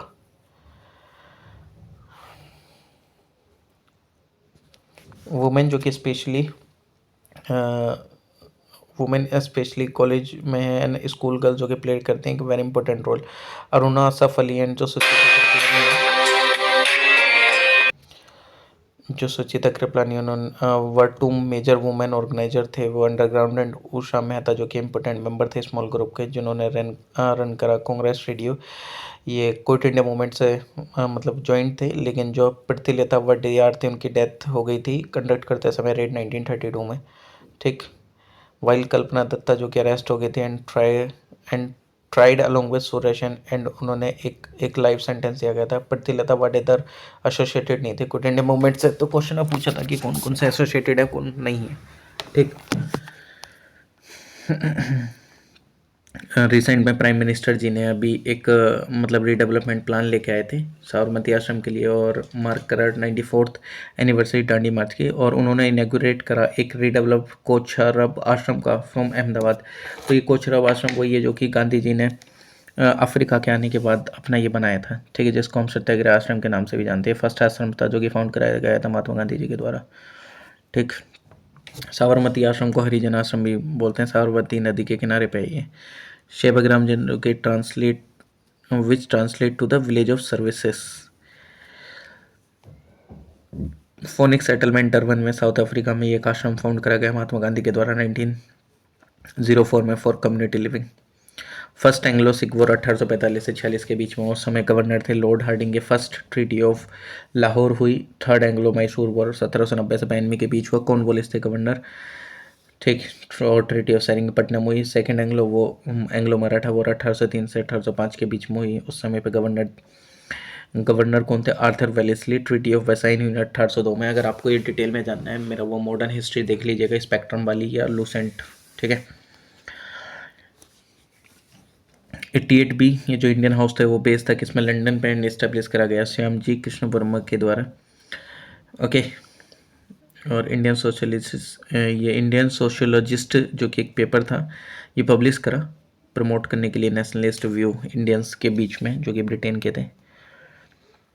और काफ़ी अदर रिवोल्यूशनरीज थे जो कि एसोसिएटेड थे with the Indian House, and most important ones जैसे कि V D Savarkar and Madan Lal Dhingra वगैरह। और जो अदर्स थे वो थे V N Chatterjee, Lala Hardayal, V V S Aiyar, M P T Acharya and P M Bapat. Sir Curzon Wyllie जो कि जिनके shot dead by Madan Lal Dhingra, जो कि एसोसिएटेड थे with the Indian Houses. Recently Geological Survey of India ने रिकॉग्नाइज करा पांडावुल्ला गुट्टा को एंड रामगढ़ क्रेटर को एज जियो हेरिटेज साइट। और ये साइट्स हैं rare and unique geological, geomorphological, palaeontological and strategic stratigraphic significance होती है, उन्हीं को जियो हेरिटेज साइट का दर्जा दिया जाता है। जो रामगढ़ क्रेटर है one of the 3 such meteorite impact craters है इंडिया में। जो अदर 2 हैं वो लोनार है इन महाराष्ट्र एंड धाला इन मध्य प्रदेश। रामगढ़ क्रेटर जो कि लोकेटेड है राजस्थान में and situated on the old course of river Parvati. ये डिस्कवर करा गया जियोलॉजिकल सर्वे ऑफ इंडिया के द्वारा 1869 में। क्रेटर जो कि ऑर्गेनाइज करा गया एंड ऐड करा गया to the earth impact database by the planetary and space science centre के द्वारा कनाडा में। अर्थ इम्पैक्ट डाटाबेस जो कि प्रोवाइड करे information about the confirmed meteorite impact structure in the world. Geological Survey of India जो कि स्टैब्लिश हुआ 1851 में by Thomas Oldham primarily to find coal deposit for the railways. Indian National Association जो कि Indian association Kolkata के नाम से जानी जाती है, एंड इनने सुपरसीड करा इंडियन लीग को, एंड फाउंड हुई 1876 में सुरेंद्रनाथ बनर्जी के द्वारा, नरेंद्र मोहन बोस के द्वारा। ठीक। और अगर आप देखेंगे तो इसका एम था क्रिएट करने की strong public opinion, political question and unify करना इंडियन पीपल को एक कॉमन पॉलिटिकल प्रोग्राम पे एसोसिएशन करना। स्पॉन्सर्ड नैन ऑल इंडिया कॉन्फ्रेंस को जो कि first took place in Calcutta in 1883, and बाद में मर्ज हो गई थी with the Indian National Congress के साथ 1886 में।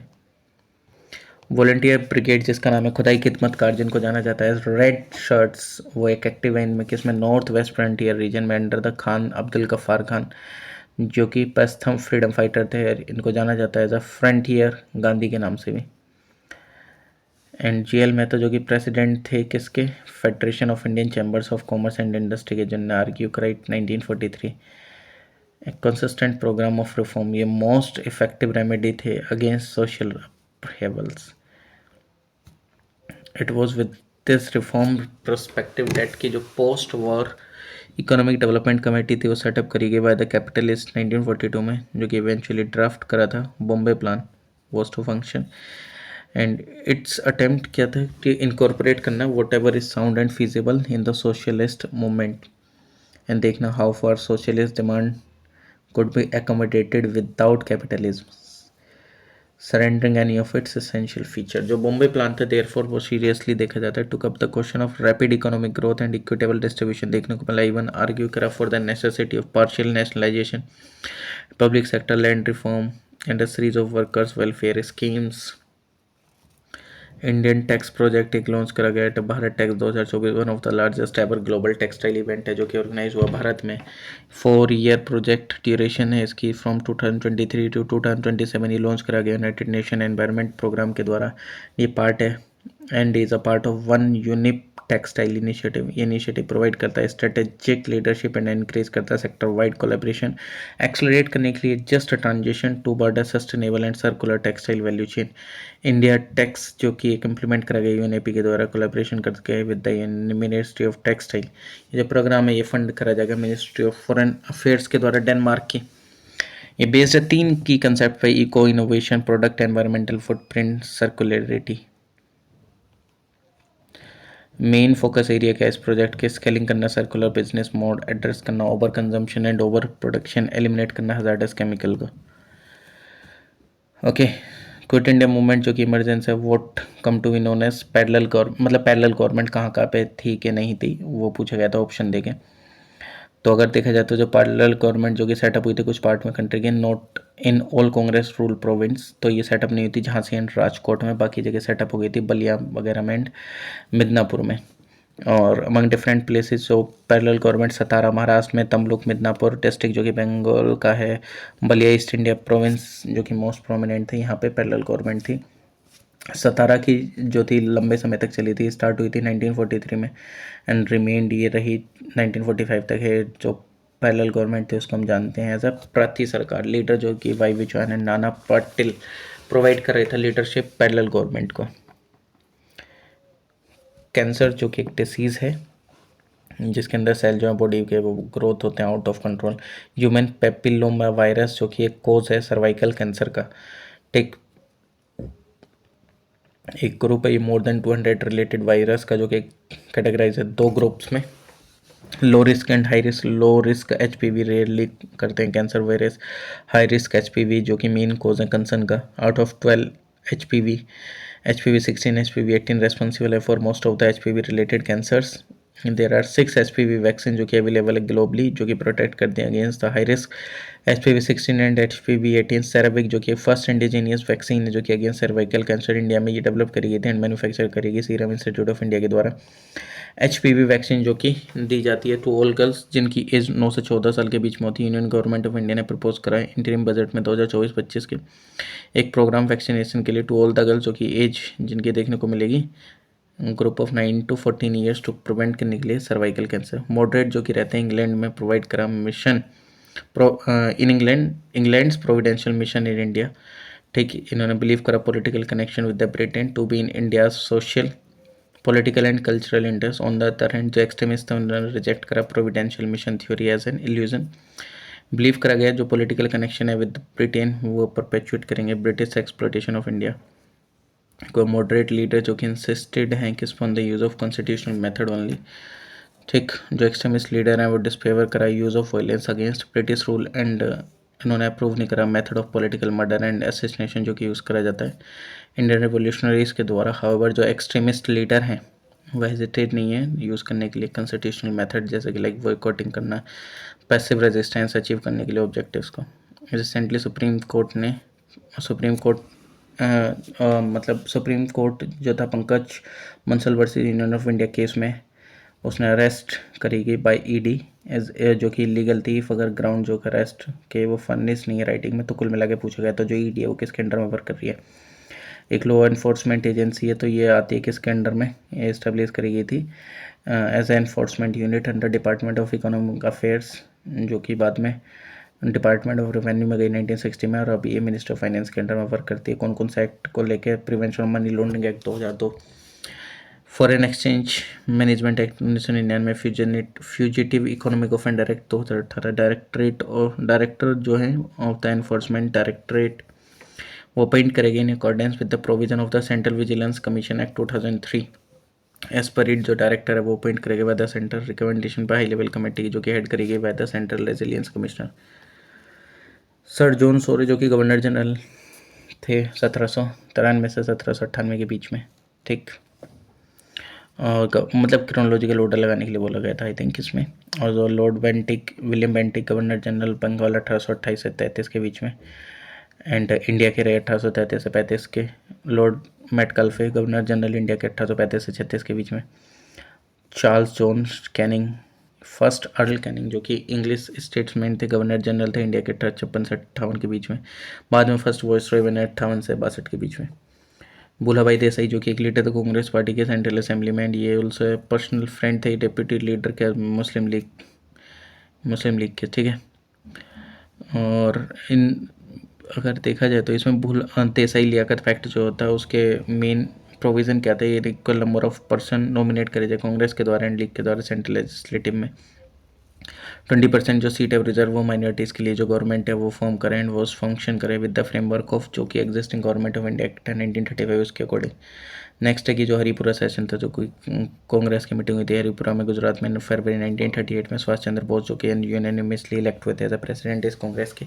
ठीक, लेकिन यहाँ पे थोड़ा सा मतलब अगर देखे जाएंगे टर्मोइल हो गया था एक तरीके से। गांधी जी चाहते थे कि पट्टाभी सीतारामैया जी बने, वो त्रिपुरा सेशन जो कि नेक्स्ट हुआ था जनवरी 1939 में, जिसमें सुभाष चंद्र बोस डिसाइड करेंगे कि वो इस खड़े होंगे प्रेसिडेंट की पोस्ट पे। गांधी जी लेकिन इस चीज़ से खुश नहीं थे। सुभाष चंद्र बोस जो कि जीत गए थे इलेक्शन को 1580 वोट से अगेंस्ट 1377 वोट पड़े थे पट्टा भी सीताराम मैया जी के लिए, ठीक। हालांकि इनको फुल सपोर्ट था कांग्रेस, सोशलिस्ट पार्टी का एंड कम्युनिस्ट का, ठीक। और अगर देखा जाए तो ये फेवर में थे किसके, गिविंग अ 6 मंथ अल्टीमेटम को, जो कि ब्रिटेन को दिया जाए ग्रांट करने के लिए नेशनल डिमांड ऑफ इंडिपेंडेंस के। लेकिन गांधी जी जो थे वो इस चीज़ बोल रहे थे कि अभी हम किसी भी सिचुएशन में नहीं अल्टीमेटम देने के लिए, ठीक। तो इस सर्कमस्टांसेस में जो बॉस थे उनके पास कोई ऑप्शन नहीं था, तो उन्होंने रिज़ाइन कर दिया और प्रेसिडेंट की पोस्ट से 1939 में फिर उन्होंने कांग्रेस के अंदर ही एक न्यू पार्टी बनाई, फॉरवर्ड ब्लॉक करके, एट मुकुर उन्नाव में। ये जो पार्टी थी रीस्टेब्लिश करी गई as an independent political party after the independence of India. तो ये हमारा जो फिनिश होता है, और जितने भी प्रीवियस सॉल्यूशन एनालिसिस हैं वो आप देख सकते हैं, प्लेलिस्ट में है। इसके अलावा आप सी सेट देख सकते हैं। अगर आपका वीक है और आपको मैथ से डर लगता है तो सच बता रहा हूँ, आप मैथ से प्यार करने लगेंगे, तो आप देख सकते हैं। और उसके अलावा जितनी भी अदर बुक्स हैं वो मैंने लाइन बाई लाइन फिनिश कर रखी हैं, तो आप उन्हें भी जाके देख सकते हैं। अगर आपका कोई भी सजेशन है कमेंट सेक्शन में कमेंट कर दीजिएगा। मिलते हैं नेक्स्ट वीडियो में। Bye everyone, take care. Please like share comment and subscribe.